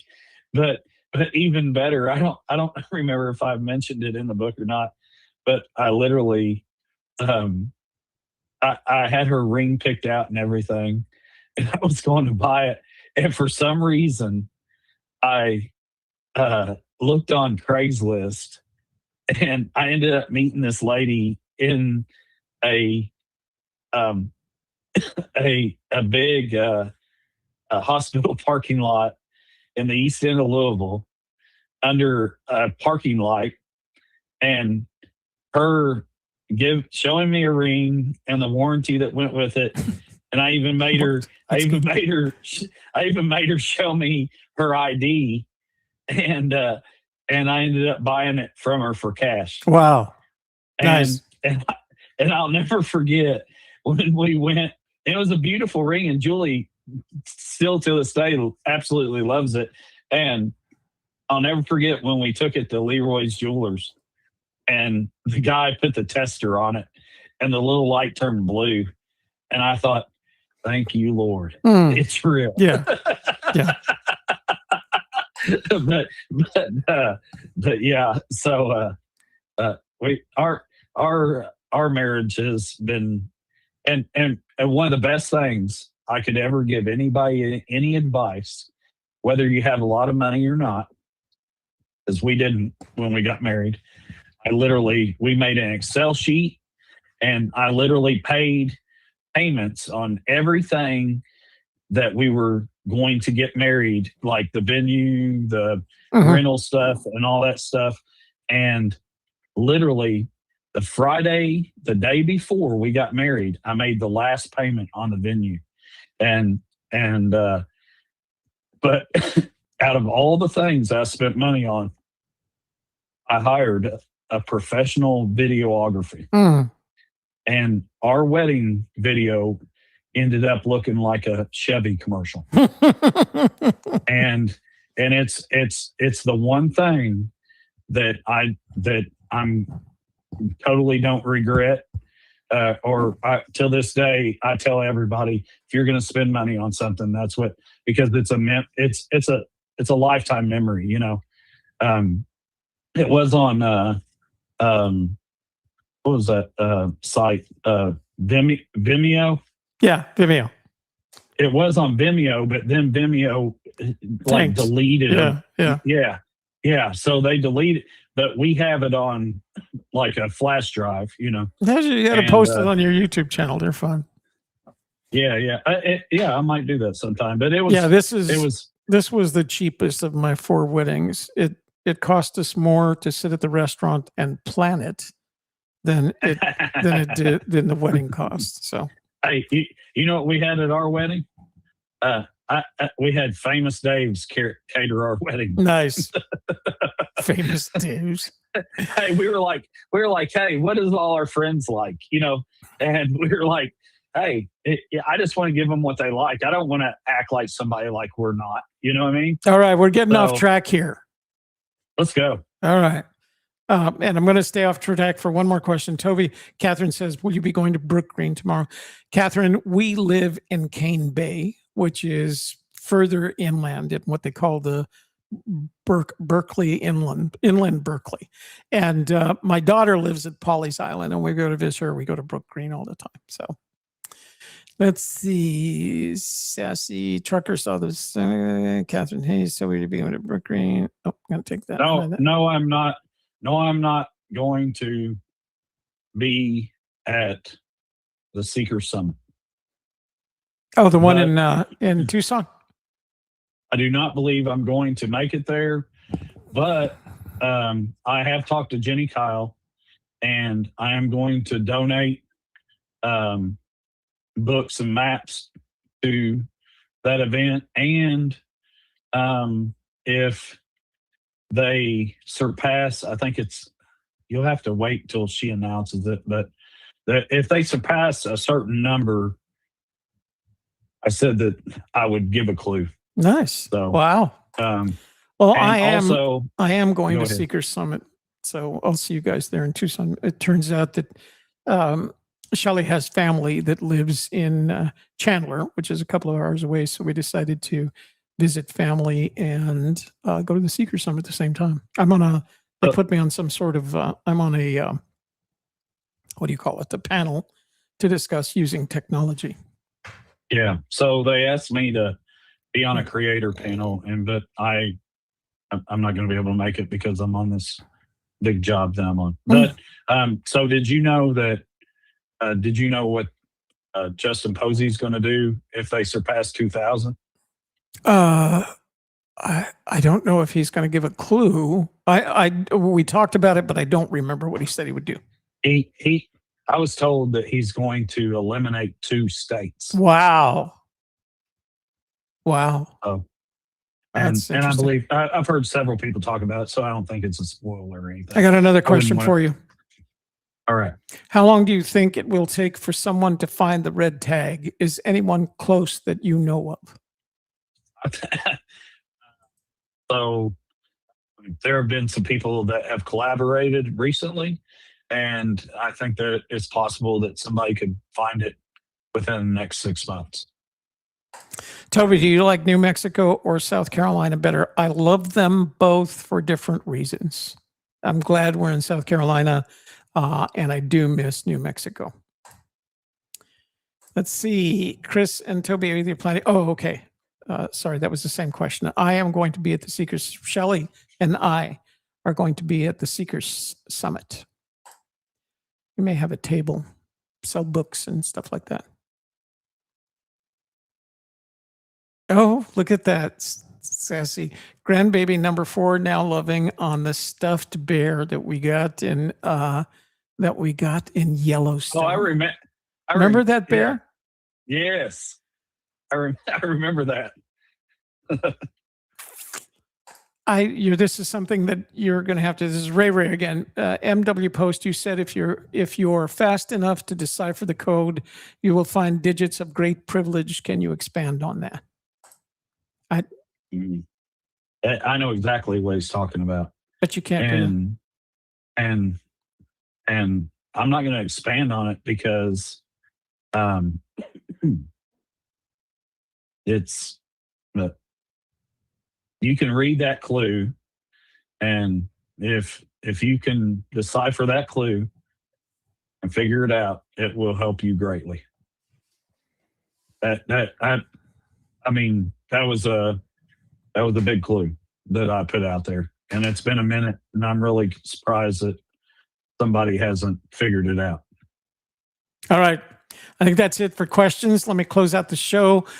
Number one, the hopechesthunt.com is where you can get information, buy the map, buy the book. I strongly recommend getting the book, if for no other reason, to read Chris's story, even if you don't go treasure hunting, to read the story that Cris and Julie have put together. It's well written, it's well composed, and it's a fun read, and you can do it in an afternoon. Second thing I want you to note is you can go to gypsyskiss.com, and there is a download of our analysis of the John Collins Black Q&A session in Las Vegas that you can, let's see if I can pull it up for you. You can download summary of Las Vegas, Seeking Treasure Con, et cetera, et cetera. And then the reason that's important is because next week's show is going to be a detailing of that analysis we're going to be talking about on next week's show. All right. Cris, any last words before we sign off? Just that it's been an absolute pleasure. It's been mine. I'm glad you agreed to do it. And thank you for your patience in getting through not only my Q&A, but the Q&A of the treasure hunters that are in the room. I'm sure they appreciate it greatly. Even Ray Ray. I want to say, I just want to say I do appreciate everybody that's been in, that joined in tonight. And I've been watching the chat as we've been talking, and I greatly appreciate it. And I know what it's like to be one of those people. I actually, for the longest time, was not one of those persons. So I was the whatever you want to call it, the lurker or non-chat show up. I just watched it on my TV, and I never got on the computer and was part of the chat rooms because I didn't want anybody to know me. Well, maybe I'm looking forward to the next time that you and I visit. We'll be smart enough to test your system before we do the show, and people will get to see, instead of having this ghostly image up here next to me. Yeah. Looks like like Johnny Cash, the Man in Black. Right now. All right, sir. Give my best to Julie and tell her we look forward to seeing her next time. And I hope that the next time will come soon for us. Appreciate it. And same to Shelley. I will. Thank you. Good night, guys. Thanks for joining us tonight. And don't forget, Cris is going to give away 5 of his maps. And all you have to do is put a comment of in the comments section of this video once it's published, and we'll draw 5 names from that during next week's show. All right. Good night, everybody. Thank you. That brings tonight's conversation to a close. We want to thank Cris Dotson for taking the time to share his thoughts on the design, purpose, and long-term vision behind the Hope Chest treasure hunt, and for engaging in a discussion that went beyond progress or outcomes and into meaning and intent. If you found value in tonight's conversation, please remember to like, share, and comment. Your feedback helps shape future discussions and lets us know which topics matter most to you. And if you haven't already, subscribe so you don't miss future interviews and live streams. At A Gypsy's Kiss, our goal is to create space for thoughtful, respectful conversations about modern treasure hunts and the communities around them, without shortcuts, spoilers, or hype. Thank you for spending your time with us tonight. We'll see you next time.